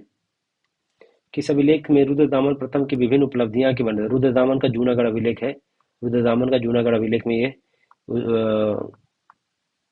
कहता है कि अशोक के 14वें प्रज्ञानवों की एक प्रति और स्कंदगुप्त के लेख भी खुदे हुए इसमें। दूसरे शताब्दी के आसपास रचित संस्कृत के शिलालेखों के अनुसार सुदर्शन झील एक कृत्रिम जलाशय की मरम्मत किसने की थी?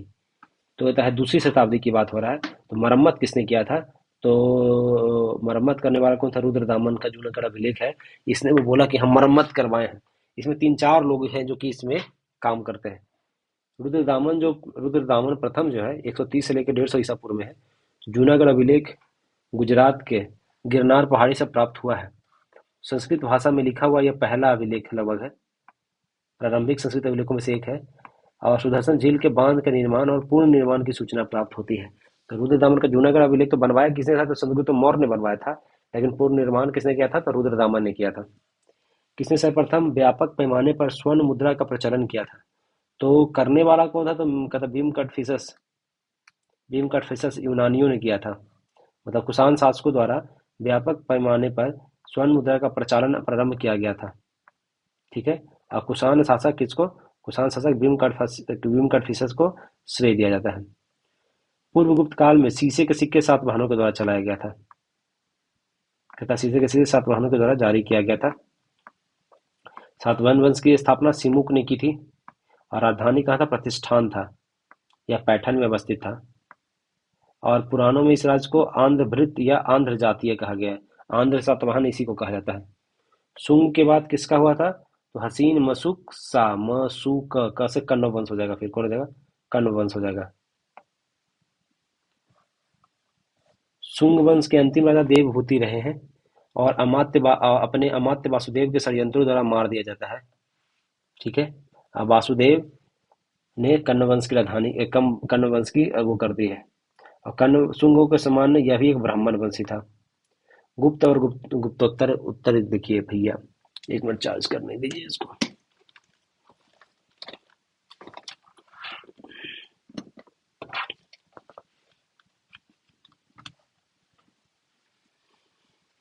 हम्म तो कह रहा है गुप्त एवं गुप्तोत्तर युग देखना है। किस गुप्त शासक ने अपने बड़े भाई की हत्या कर सत्ता प्राप्त किया था? तो बड़े भाई की हत्या करने वाला चंद्रगुप्त द्वितीय था। कौन था? चंद्रगुप्त द्वितीय द्वितीय था। और जो ये रामगुप्त को मारता है, किसको मारता है? रामगुप्त को मारता है। और उसकी जो पत्नी होती है, पत्नी के साथ मिलकर इसके मारता है। पत्नी के साथ मिलकर ये क्या करता है कि मतलब इसका नाम देवी देवी नाम आता है। पत्नी कुमार देवी ऐसा कुछ नाम रहता है। और जिससे फिर ये विवाह भी कर लेते हैं। समुद्रगुप्त के पश्चात उसका बेटा रामगुप्त शासक बनता है। जिसके बाद? समुद्रगुप्त के बाद रामगुप्त बनता है। लेकिन शकों के आक्रमण का सक्षम विरोध न करने के कारण उसका भाई चंद्रगुप्त द्वितीय ने रामगुप्त की हत्या कर उसकी पत्नी ध्रुव देवी, क्या देवी नाम था, से विवाह कर लिया था। और शकों के विरुद्ध किए थे। तो ये कौन था? समुद्रगुप्त का बेटा था रामगुप्त। प्राचीन भारत का नेपोलियन किसे कहा था? समुद्रगुप्त को कहा था प्राचीन भारत का नेपोलियन। समुद्रगुप्त को बी कहता विसेंट स्मिथ ने the early history of India, the early history of India किसके द्वारा लिखा गया है? अर्ली हिस्ट्री विसेंट स्मिथ के द्वारा लिखा गया है। उसने ये बोला भारतीय नेपोलियन की संज्ञा दी है। गुप्त सम्राट जिसने हुनों को पराजित किया था, हुनों को पराजित किया था चंद्रगुप्त, हुनों को पराजित किया था। अच्छा, ये तो शकों है। हुन को पराजित करने वाला स्कंदगुप्त है। हुनों का पहला भारतीय आक्रमण गुप्त सम्राट स्कंदगुप्त के शासनकाल में हुआ था। हुनों का आक्रमण हुआ था, पहला आक्रमण 455 ईसा में, और वह स्कंदगुप्त के हाथों बुरी तरीके से परास्त हुए थे। इस आक्रमण एक धावा मात्र रहा और देश के ऊपर इसकी कोई विशेष प्रभाव नहीं पड़ा, किंतु परोक्ष रूप में गुप्त साम्राज्य के पतन की गति को तेज कर दिया। स्कंदगुप्त के मृत्यु के बाद 5वीं शताब्दी के अंत तथा 6वीं शताब्दी के प्रारंभ में उत्तर पश्चिम के कई क्षेत्रों पर हुनों ने कब्जा कर लिया था। बाद में धीरे धीरे कब्जा कर लिया था। नालंदा विश्वविद्यालय के संस्थापक कुमार गुप्त जी हैं। हेनसंग के अनुसार नालंदा विश्वविद्यालय के संस्थापक शंकरादित्य है। देखिए थोड़ा सा कंफ्यूजन है इसमें, पढ़िए इसको। हेनसंग के अनुसार नालंदा विश्वविद्यालय का संस्थापक शंकरादित्य है। क्या नाम है उसका? शंकरादित्य है, जिसने बौद्ध धर्म के प्रति महती श्रद्धा के कारण इसकी स्थापना करवाई थी। शंकरादित्य की पहचान गुप्त शासक कुमार गुप्त प्रथम के से की जाती है। तो दोनों एक ही आदमी है, ये याद रखिएगा।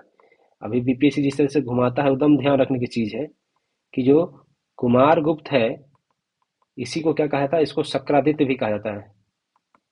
शंकरादित्य भी कहा जाता है, तो ये याद रखिएगा, दोनों सेम आदमी है। ठीक है। कुमार गुप्त की प्रसिद्ध उपाधि महेंद्रादित्य है। क्या है? इसको महेंद्रादित्य उपाधि है। ये दक्षिण बिहार में राजगीर के निकट एक था। ठीक है। 5वीं शताब्दी के मध्य में गुप्त शासकों के समय में नालंदा विश्वविद्यालय अस्तित्व में आया था। कब आया था? 5वीं शताब्दी के मध्य में। कब आया था? 5वीं शताब्दी के मध्य में और आया था ये। कुमार गुप्त ने नालंदा बौद्ध विहार को दान दिया और बाद में बुद्धगुप्त और बालतादित्य नामक गुप्त शासकों ने इस विहार में को और दान दिए थे, मतलब और लोग बाद में दिए थे। स्थापना का युग कौन सा है? तो ये गुप्त कालों ने किया था। नालंदा विश्वविद्यालय के आचार्य नहीं रहे हैं तो नागार्जुन, शिलभद्र, कौटिल्य, और कौटिल्य नहीं रहे हैं, ये नहीं रहे हैं। ये तो भाई तक्षशिला के रहे। ये कहाँ के रहे? तक्षशिला के रहे। और ये बहुत पहले आए थे, समझ रहे हैं? अशोक का काल कब था? 600 ईसा पूर्व में। नालंदा विश्वविद्यालय बना है कब? 500 ईस्वी में बना है। कब बना है? देखिए 500 ईस्वी में बना, मतलब दोनों के बीच में लगभग समझिए 1000 साल का डिफरेंस है। कौटिल्य चौथी तीसरी शताब्दी ईसा पूर्व के आचार्य तथा सम्राट चंद्रगुप्त मौर्य के बिंदुसार के कार्यकाल के प्रधानमंत्री और अर्थशास्त्र के रचयिता माने जाते हैं, और इनका संबंध तक्षशिला से था। देखिए है ना। नालंदा विश्वविद्यालय किसके लिए विश्व प्रसिद्ध था? तो चिकित्सा, तर्कशास्त्र, रसायन और बौद्ध धर्म दर्शन के लिए था। इसी चीनी यात्री हिंसांग यहाँ पे आया था पढ़ने और पढ़ाने के लिए भी। नीचे दिए वाक्यों को पढ़िए। कहता 12वीं शताब्दी के अंत तक नालंदा महाविहार का पतन हो गया था। 1198 ईस्वी में हुआ था, तो बात तो सही है। महाविहार की राजकीय प्रश्रय मिलना बंद हो गया था। कारण क्या है कि ये होता नहीं, कारण तो गलत है। ए सही है, आर गलत होना चाहिए। हम्म, कारण तो सही होता है, आंसर में ये दिया है जी। राजकीय प्रश्रय मिलना बंद हो गया था, सही है, लेकिन व्याख्या नहीं करता है। पढ़िए इसको फिर से। कहता है नालंदा में एक विश्वविख्यात बौद्ध पीठ और महाविश्वविद्यालय था। यह दक्षिणी बिहार के राजगीर में निकट स्थित था। 5वीं शताब्दी में गुप्त शासकों के समय में इसके अस्तित्व में आया। ठीक है। 12वीं शताब्दी में मुस्लिम आक्रमण के फलस्वरूप इस महाविहार का पतन हो गया।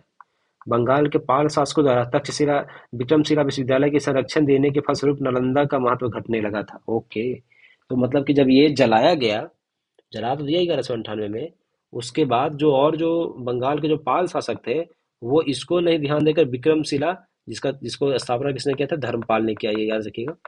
तो लोग इसको प्रश्रय ज्यादा देने लगे और इसलिए इसको वो हो गया, खत्म कहानी। फाहियान एक चीनी यात्री था। ठीक है। जो हर्षवर्धन के काल में आया था। हर्षवर्धन के काल में तो हेनसांग आया था जी, गलत है। हेनसांग एक चीनी बौद्ध भिक्षु था जो चंद्रगुप्त द्वितीय के काल में था, ये भी गलत है। दोनों गलत है, कौन सा सही है? कोई नहीं है। ये इसके काल में आया था, ये इसके काल में आया था भाई, इसे याद रखिएगा। फाहियान चीनी यात्री था, चंद्रगुप्त द्वितीय के काल में आया था। ठीक है। और हिंसंग जो था वो हर्षवर्धन के काल में आया था। ठीक है। चीनियती फाहियान किसके काल में आया था? तो फाहियान चंद्रगुप्त द्वितीय के काल में आया था। चीनियाते सुंगयून के 1515 से 1520 ईस्वी में है आना। नगरों का क्रमिक पतन किस काल की एक महत्वपूर्ण विशेषता थी? नगरों का क्रमिक पतन किस काल की एक महत्वपूर्ण विशेषता थी? क्रमिक पतन, नगरों का क्रमिक पतन किस काल का था भैया? नगरों का क्रमिक पतन गुप्त कालों का है। गुप्त काल में नगर क्रमिक पतन की ओर अग्रसर हुए।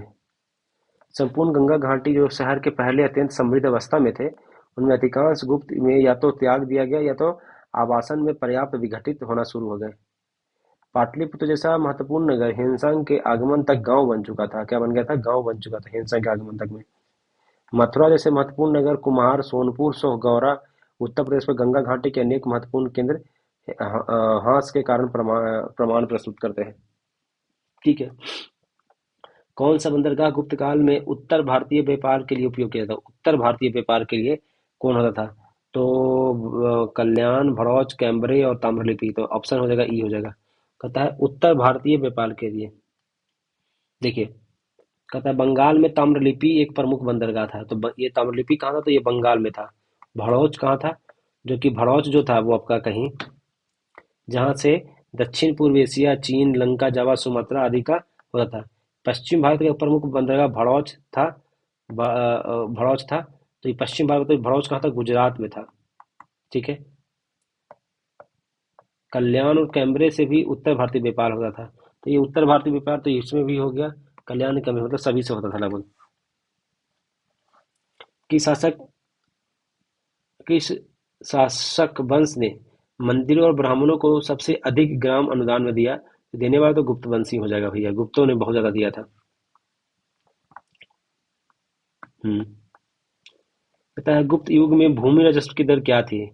तो गुप्त में कहता है भूमि कहता है 1 बटे का छठा भाग था। कितना था? 1 बटे का छठा भाग था।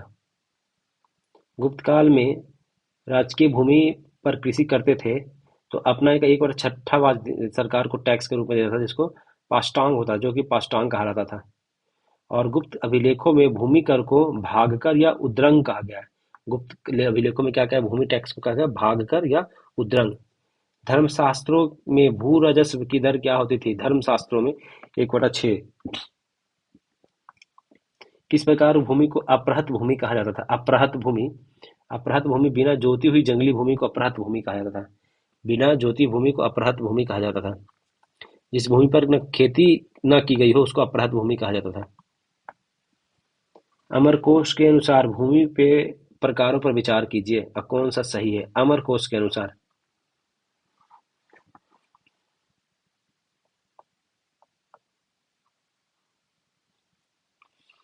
हम्म। अमरकोश में भूमि के प्रकारों पर चर्चा कीजिए भाई। तो कौन सा सही है? अमरकोश भूमि के प्रकार: उर्वरा, उपजाऊ, मरु, रेगिस्तान, सादल वाला घास, देव मात्रक, वर्षा से सिंचित। तो क्या हो जाएगा? उपयुक्त में से एक से अधिक हो जाएगा, मतलब लगभग सभी हो जाएगा। तो होता है भूमि के उपकरणों में अमरकोश के अनुसार सब हो जाएगा। ए बी सी डी चारों हो जाएगा। देखिए पढ़िए इसको। चंद्रगुप्त द्वितीय विक्रमादित्य के नवरत्नों में से एक अमर सिंह ने अमरकोश नामक ग्रंथ की रचना की थी। तो पढ़िए बताइए। चंद्रगुप्त द्वितीय था जो चंद्रगुप्त द्वितीय विक्रमादित्य ने के एक नवरत्नों में अमर सिंह था जिसने अमर कोश की रचना की। अमर कोश ने भूमि को 12 प्रकार के भूमियों में सूची दी गई है, जिसमें है उर्वर भूमि, उपजाऊ, मरु मतलब मरुस्थल, ऊसर मतलब बंजर भूमि, अपरहत परती भूमि, सादवल सादवदरा घास वाली भूमि, पंकिल मतलब कीचड़ भूमि, जार प्रयाण पूनम मतलब नमी युक्त भूमि, कच्छ मतलब दलदली जल स्रोतों से निकटती भूमि, सरकरा मतलब चूना पत्थर कंकड़ युक्त भूमि, सरकरावती मतलब बालुशाही भूमि, नदी मात्रक मतलब नदी द्वारा सिंचित भूमि, देव मात्रक मतलब वर्षा द्वारा सिंचित भूमि। तो ये सब हो जाएगा, सब है इसमें। प्रसिद्ध इलाहाबाद प्रशस्ति अभिलेख किसका रचना है? इलाहाबाद प्रशस्ति के लेखक कौन है? हरिसेन। कौन है? इलाहाबाद प्रशस्ति के लेखक कौन है? हरिसेन है। प्रसिद्ध इलाहाबाद प्रशस्ति के लेखक हरिसेन था। हरिसेन ने जो वर्तमान प्रयागराज में कहता है कि अशोक स्तंभ पर समुद्रगुप्त के विषय में प्रशंसात्मक वर्णन प्रस्तुत किया है, जिसको प्रयाग प्रशस्ति अभिलेख कहा जाता है। तो प्रयाग प्रशस्ति में समुद्रगुप्त के बारे में लिखा गया है। ठीक है, कितना बाकी है जी इसमें? दक्षिण भारत भी अभी बाकी है। अच्छा, 1 2 3 4 5 6 7 8 9 10 पेज लगभग अभी और है भैया। मेहनत तो करना पड़ेगा, कोई ऑप्शन नहीं है बाबू। पूरा का पूरा कंप्लीट करना होगा आज किसी भी हाल में। समझ गए? 2 बज गया है, रात का 2 बजे चल रहा है ये कहानी सब। टाइम देख सकते हैं आप, 2 बजकर 1 मिनट हुआ है अभी। ठीक है, कोई नहीं, लगभग 1 घंटे हुए होंगे अभी। और आधे घंटा 40 मिनट और लग सकता है इसको। पूरा का पूरा कंप्लीट कर लिया जाएगा आज। हाँ, तो बात हो रही थी क्या की, तो इलाहाबाद प्रशस्ति अभिलेख हरिसेन के द्वारा लिखा गया, समुद्रगुप्त के बारे में इसमें लिखा गया। इस प्रशस्ति में हरिसेन ने स्वयं को संधि विग्रहिक, कुमारामात्य और दंडानायक बताया है, जिसका तात्पर्य है कि गुप्त काल में एक व्यक्ति एक से अधिक पदों पर नियुक्त हो सकता था। तो होता है कि जो हरिसेन खुद को क्या बनाया, संधि विग्राहिक, कुमारमात्य और दंडनायक भी बताया है। निम्नलिखित में से किस वंश के शासकों को पुराणों में श्री पर्वतीय कहा गया है? श्री पर्वतीय किसे कहा गया है? तो कहता है कि इक्ष्वाकु वंश को कहा गया है। क्या क्या है? इक्ष्वाकु वंश को श्री पर्वतनीय कहा गया है। इक्ष्वाकु वंश के शासकों को पुराणों में श्री पर्वतीय कहा गया है। श्री पर्वत क्षेत्र का शासक और आंध्रभृत्य मतलब आंध्रों का नौकर कहा गया है। इक्ष्वाकु वंश के बारे में ये बात है। और ये पहले वे सातवाहनों के संबंध थे, किंतु बाद में पतन के बाद उन्होंने अपनी स्वतंत्रता घोषित कर दी और इस वंश का संस्थापक श्री शांतमूल है। तो इक्ष्वाकु वंश के कौन है? श्री शांतमूल है और इनको श्री परिवर्तीय कहा गया है। राजा प्रवरसेन के बारे में निम्नलिखित कथनों पर विचार कीजिए। राजा प्रवरसेन, यह वाकाटक वंश के वास्तविक संस्थापक थे। प्रवरसेन, इनका साम्राज्य उत्तर में बुंदेलखंड से लेकर दक्षिण में हैदराबाद तक था। इन्होंने अपने पिता बिंध्य शक्ति के उत्तराधिकारी बने। इनका उल्लेख पुराणों में मिलता है। कौन सा कथन सही है? तो कहता है कि उपयुक्त में से सही, चारों का चारों कथन लगभग सही है आपका। ठीक है, तो राजा प्रवरसेन क्या है? वाकाटक वंश के वास्तविक संस्थापक थे। कहाँ के थे? वाकाटक वंश के। इनका साम्राज्य बुंदेलखंड से हैदराबाद तक था। ये अपने पिता बिंध्य शक्ति के उत्तराधिकारी बने थे प्रवरसेन, और उल्लेख इनका पुराणों में मिलता है। देखिए 12 इसमें पढ़िए। वाकाटक राजवंश प्राचीन भारतीय राजवंश है, जिसका भारत में के मध्य भाग और दक्षिणी भाग में 3री शताब्दी में से लेकर 5वीं शताब्दी तक के और 6ठी शताब्दी की शुरुआत तक शासन किया। इस वंश के संस्थापक बिंध्य शक्ति प्रथम थे। संस्थापक ये थे जिनका उत्तराधिकारी प्रबलसेन था। वाकाटक वंश का वास्तविक संस्थापक भी कहा जाता है। प्रबलसेन को वास्तविक संस्थापक भी कहा जाता है। प्रवरसेन के समय में वाकाटक वंश की सीमाएं उत्तर में विंध्य से लेकर बुंदेलखंड है जभी, और दक्षिण में दक्कन मतलब हैदराबाद भी उसके प्रभाव क्षेत्र में था। तो बात तो सही है, उत्तर में विंध्य से लेकर हैदराबाद तक तो था ही। वाकाटक नरेशों ने में सर्वप्रथम इसे ही सम्राट की उपाधि धारण की और 4 अश्वमेध यज्ञों और वैश्विक अनुष्ठानों को संपन्न किया। पुराणों में इसे प्रवीर कहा गया है। बात चारों का चारों सही है। ठीक है। हून राजा तोरमान किस औलिकर राजा द्वारा पराजित किया गया था? हून राजा तोरमान को किसने पराजित किया था? यशोवर्मन, राज्यवर्धन, प्रकाशवर्धन, विष्णुवर्धन। तो ये किसने किया था? प्रकाश धर्मन ने। तो हून राजा जो तोरणमल है, इसको किसने पराजित किया था? हून राजा को तो कहता प्रकाश धर्मन ने किया था पराजित। ठीक है, हून राजा तोरणमल और लिंकर राजा प्रकाश धर्मन द्वारा पराजित किया गया था। तोरणमल को कौन पराजित किया? तोरणमल को पराजित करता है प्रकाश धर्मन द्वारा पराजित किया गया है। और लिंकर राजा, ये और लिंकर राजा तो प्रकाश धर्मन के द्वारा किया गया था। स्कंदगुप्त की मृत्यु के बाद हुनों ने गंगा घाटी पर पुनः आक्रमण किया। स्कंदगुप्त मृत्यु के बाद में यह इस दूसरे हून आक्रमण का नेता तोरणमान था। कौन था? तोरमान था। मध्य भारत में एक एरन नामक स्थान में 12 प्रतिमा पर खुदा हुआ उनका लेख मिलता है। कौशाम्बी से तोरणमाल की 2 मुहरें मिली है। अपने पुत्र मिहिरकुल को अपना उत्तराधिकारी नियुक्त किया था। जो तोरणमान था वो अपने पुत्र मिहिरकुल को उत्तराधिकारी बनाता है। वर्धन राजवंश की स्थापना किसने किया था? तो वर्धन की स्थापना करने वाला था पुष्यबुद्धि वर्धन ने। किसने किया था? पुष्यबुद्धि वर्धन ने किया था। बाणभट्ट की रचना हर्षचरित्र के अनुसार वर्धन वंश की स्थापना का श्रेय पुष्यबुद्धि वर्धन को जाता है। थानेश्वर नामक स्थान पे किया था और हर्षवर्धन इसके सबसे महान शासकों में था। हर्षवर्धन कविवान निवासी के थे। कहाँ के? कविवान जो थे थानेश्वर के कहाँ के थे? कवि बान का जो जन्म स्थल है वो काफी मतभेद है। कुछ विद्वानों के अनुसार उनका जन्म बिहार के सोन नदी के किनारे अवस्थित प्रीति कुंटा नामक गांव में हुआ था। तो बान भट्ट का जो जन्म कहाँ हुआ था? तो होता है कि सोन नदी के किनारे अवस्थित प्रीति कुंटा नामक गांव में हुआ था। कहाँ हुआ था? प्रीति कुंटा में हुआ था, प्रीति कुंटा नामक में। जबकि कुछ विद्वान को उत्तर प्रदेश के कान्य कनौज के नाम के समय प्रीति कुंट के नाम पर गाँव में जाता है। तो इसमें प्रीति कुंटा यह रखना है कि बाण भट्ट का जन्म कहाँ हुआ? प्रीति कुंटा में। हर्षवर्धन के शासनकाल में किस चीन यात्री आए थे? तो हर्षवर्धन में हिमसांग आता है। ठीक है।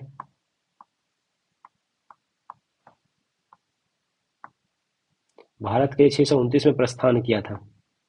सीक्यू किताब भी लिखा गया है। चीनी यात्री हिमसांग ने किस विश्वविद्यालय में अध्ययन किया था? हिमसांग आया था तो नालंदा विश्वविद्यालय में अध्ययन और अध्यापन दोनों भी किया था।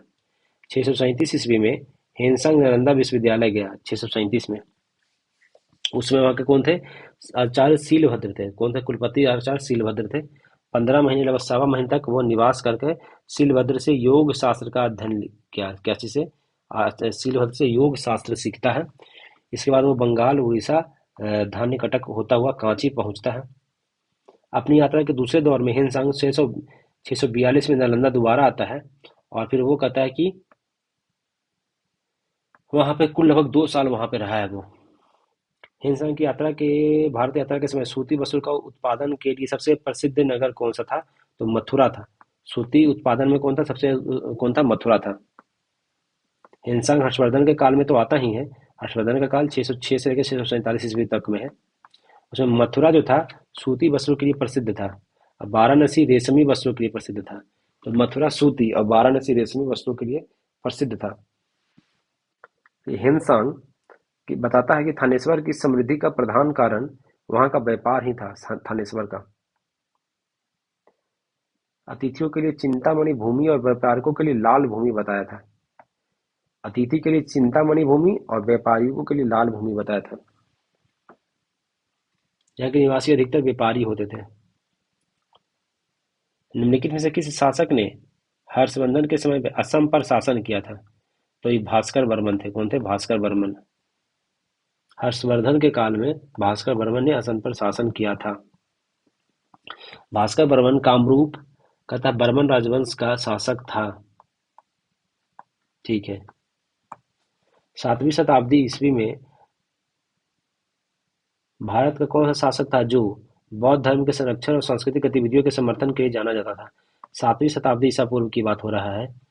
7वीं शताब्दी ईस्वी की बात हो रहा है। भारत के कौन सा शासक था जो बौद्ध धर्म के संरक्षण और संस्कृति? अशोक चंद्रगुप्त मौर्य। ये सब कब थे? ये तो 600 ईस्वी पूर्व की बात है। ये 600 ईस्वी पूर्व की बात है। तो ये दोनों तो नहीं होंगे। हर्षवर्धन हो सकता है। तो ये हर्षवर्धन ही होगा। कौन होगा? हर्षवर्धन ही होगा। छठी शताब्दी 7वीं शताब्दी के दौरान में पुष्यभूति का शासक हर्षवर्धन था जो कि ये काम किया था।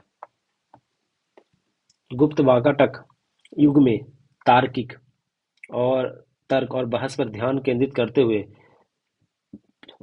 भारतीय दर्शन के किस महत्वपूर्ण स्कूल का विकास हुआ?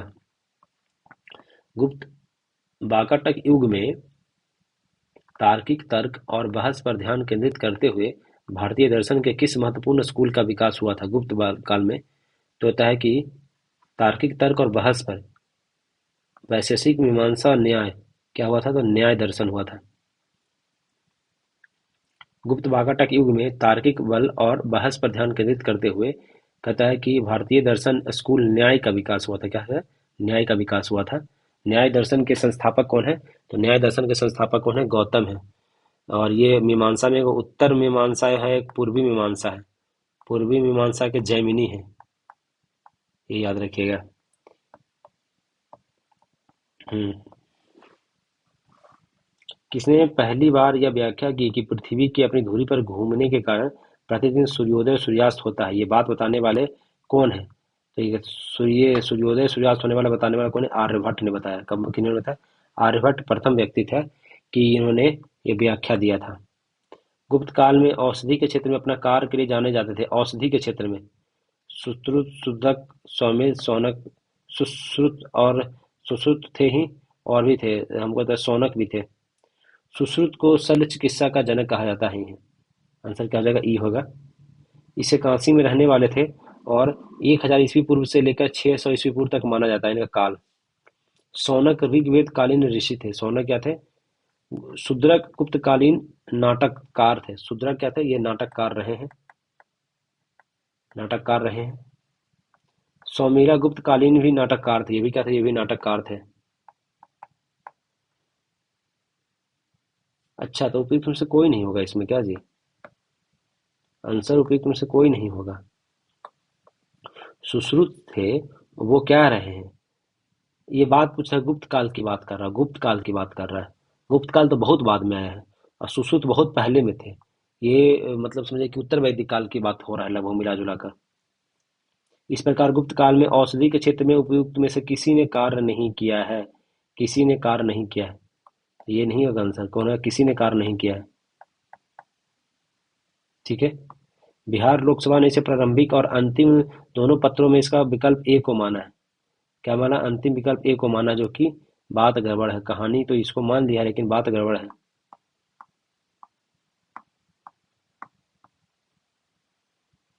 ठीक है। बराबर की गुफाओं का उपयोग किसके आश्रम के लिए रूप में किया जाता? आजीविकों की बात हो रही थी भैया। तो ये पहाड़ों को काट कर बनाया गया था। अशोक और उसके पौत्र दशरथ के समय में बराबर तथा नागार्जुन पहाड़ियों को काटकर आजीविकों के लिए बनाया गया था। सुदामा, कर्ण चौपड़ आदि पर सुदामा, कर्ण चौपड़, विश्व झोपड़ी, ये सब है कि वहाँ का झोपड़ा नाम है। भारतीय कला में स्तूप, चैत्य और विहार का निर्माण किससे है? तो ये सब बौद्ध धर्म से है। खजुराहो मंदिर स्थापत्य के निर्माण में सहयोगी थे। खजुराहो मंदिर चंदेल के द्वारा बनाया गया था। चंदेल शासकों द्वारा बनाया गया था। मध्य प्रदेश में खजुराहो को चंदेल शासक राजाओं द्वारा बनाया गया था। ठीक है। इसका निर्माण मुख्यतः 10वीं से 11वीं शताब्दी में बनाया गया है। यहाँ पे कंदरिया महादेव मंदिर भी सब प्रमुख भी है। कला की गंधार शैली किसकी देन है? तो गंधार शैली कुषाणों की देन है। गंधार शैली का विकास कुषाणों के समय में हुआ था। बुद्ध की प्राचीनतम प्रतिमा गंधार शैली में ही है। कहाँ किस शैली में है? कुषाण शासक काल में गांधार व मथुरा शैली के तहत बुद्ध एवं बोधिसत्व की वो मूर्तियां बनी हैं। लेकिन सबसे ज्यादा किस शुरुआत वाला गांधार शैली का है। वी एस अग्रवाल के अनुसार सर्वप्रथम मथुरा में ही बुद्ध मूर्तियों के निर्माण हुआ है। मथुरा में, जिनके लिए पर्याप्त आधार भी है। लेकिन हेनसंग बता रहा है कि प्रथम प्रतिमा कौशाम्बी में बना। देखिए, ये बोला मथुरा और हेनसंग बोला कौशाम्बी में बना है। और लेकिन सबको गंधार कला को श्रेय जाते हैं और बीपीएससी ने भी इसको ए ही माना है। झांसी के पास देवगढ़ का और इलाहाबाद प्रयाग के पास गढ़वा मंदिर में बनी मूर्तियां किस कला के महत्वपूर्ण अवशेष है? देवगढ़ का दशावतार मंदिर इसको कहा जाता है। देवगढ़ का दशावतार मंदिर है। ये किस कला का है? तो ये कला किसका है जी? तो ये गुप्त कालों का है। देवगढ़ का दशावतार मंदिर जो है यूपी के ललितपुर जिले में है। ये गुप्तकालीन मंदिर है। और इलाहाबाद प्रयाग में गढ़वा जिले में स्थित गढ़वा मंदिर भी गुप्तकालीन ही है। बोधिसत्व पदमपाणि की पेंटिंग स्थित है। बोधिसत्व पदमपाणि की बोधिसत्व पदमपाणि की पेंटिंग कहाँ है? तो ये अजंता में है। कहाँ है? अजंता में है। बोधिसत्व पदमपाणि अवलोकितेश्वर की पेंटिंग अजंता में स्थित है। ज्ञातव्य है कि असाधारण भित्ति चित्र लगभग 5वीं शताब्दी से 6ठी शताब्दी ईसा के मध्य का। ये कब का है? 5वीं से लेकर 6ठी शताब्दी ईसा मध्य का है, जो अजंता की चट्टानों को काटकर बनाए गए बौद्ध मठ के आंतरिक भाग में संरक्षित है। यह राजसी देवीय स्थिति दोनों के संकेतकों के रूप में जाने वाले विस्तृत मुकुटों का एक प्रारंभिक दृश्य प्रमाण मिलता है। निम्नलिखित अभिलेखों में से किसमें विधवा दहन का उदाहरण लिखित है? विधवा दहन का एरन अभिलेख में है। समुद्रगुप्त का एरन पाषाण अभिलेख में ही। भानु का एरन, ओ हो। हाँ हाँ, एरन अभिलेख तो है लेकिन वो भानुगुप्त का है। इसका भानुगुप्त का एरन अभिलेख है। एरन स्तंभ अभिलेख में, याद रखिएगा।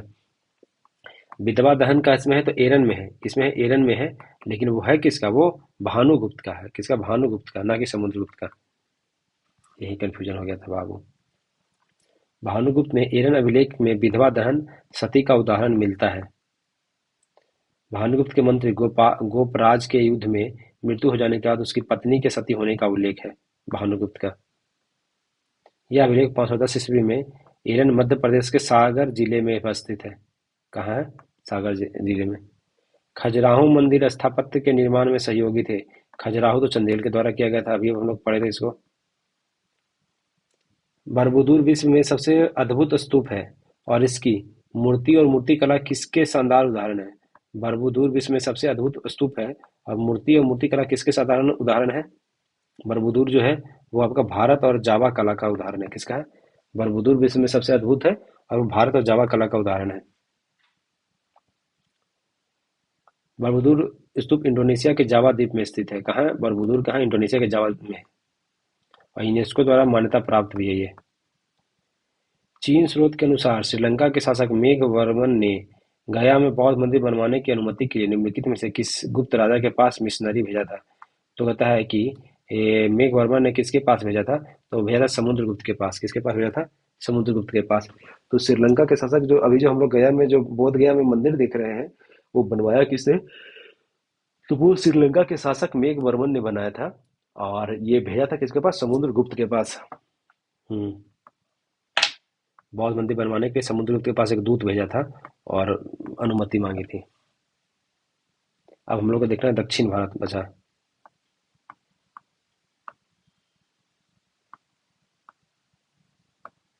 चलिए दक्षिण भारत में शुरू ही कर लेते हैं, छोड़े क्यों ही।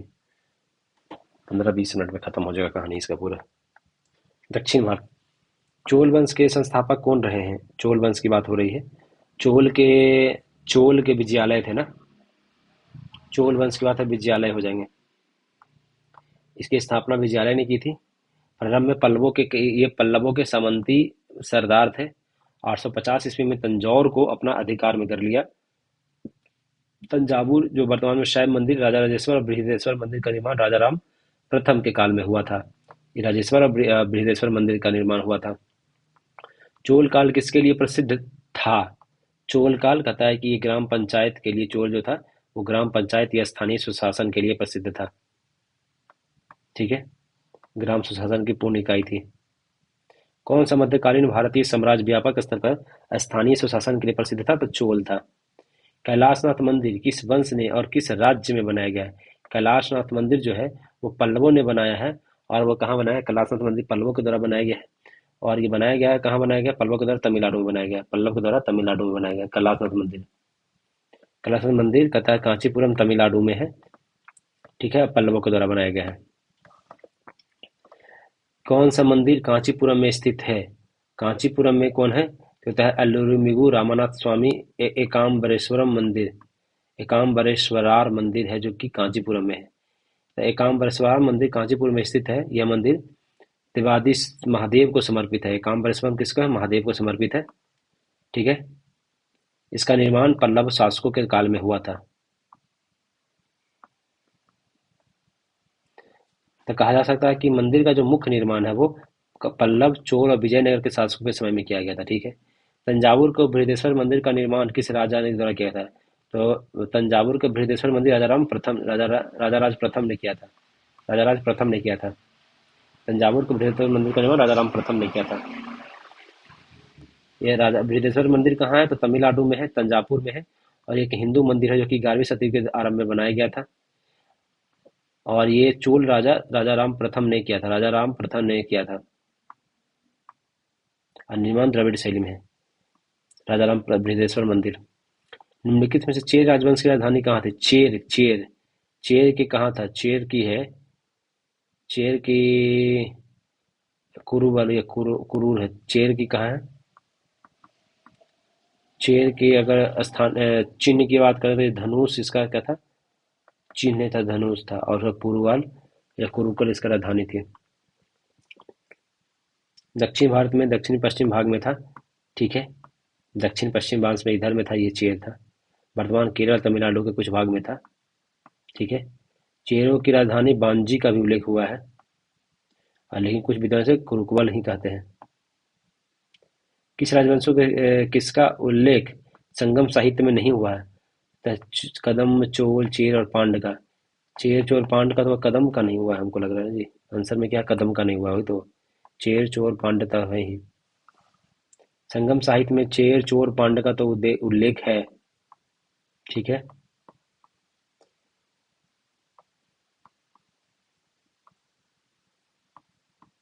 आगे देखिए, संगम युग में उरैरूर किसके लिए विख्यात था? उरैरूर, उरैयूर जो था वो मसाला व्यापार, कपास, विदेशी व्यापार का महत्वपूर्ण व्यापारिक केंद्र, कपास के व्यापार का महत्वपूर्ण केंद्र था उरैरूर।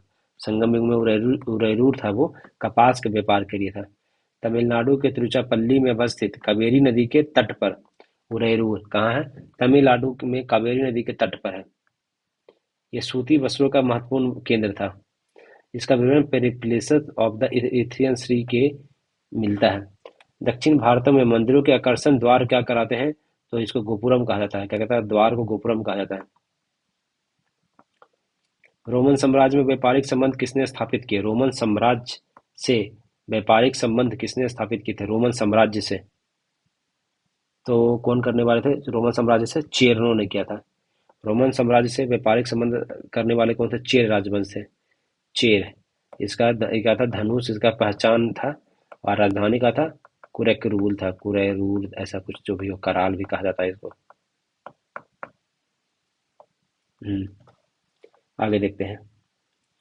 फारसी यात्री अब्दुल रज्जाक भारत में किस राजा के समकालीन आया था?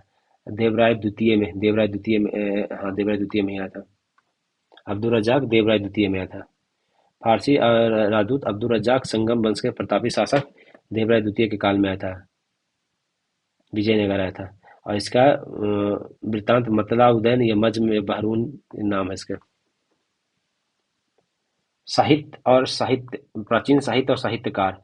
किस भारतीय दर्शन ने परमाणु सिद्धांत का प्रतिपादन किया था? तो ये वैशेषिक ने किया था। किसने किया था? वैशेषिक ने ही भौतिक जगत में महर्षि परमाणु से हुआ। महर्षि कणाद इसके प्रवर्तक थे। क्या था? महर्षि कणाद ने वैशेषिक ज्ञान में ही परमाणु सिद्धांत के बारे में बताया। कालिदास के कुमार संभव में किस पौराणिक चरित्र की कहानी है? कुमार संभव में कार्तिकेय की कहानी है। कुमार संभव में किसकी कहानी है? कालिदास कालिदास की। कुमार संभव में भगवान शिव और देवी पार्वती के पुत्र कार्तिकेय की जन्म की कहानी है। मुद्रा राक्षस के लेखक विशाख दत्त हैं और ये मौर्य इतिहास चंद्रगुप्त मौर्य के जीवनी पर प्रकाश डालता है। मेगास्थनीज पुस्तक का नाम क्या है? तो इंडिका है मेगास्थनीज का।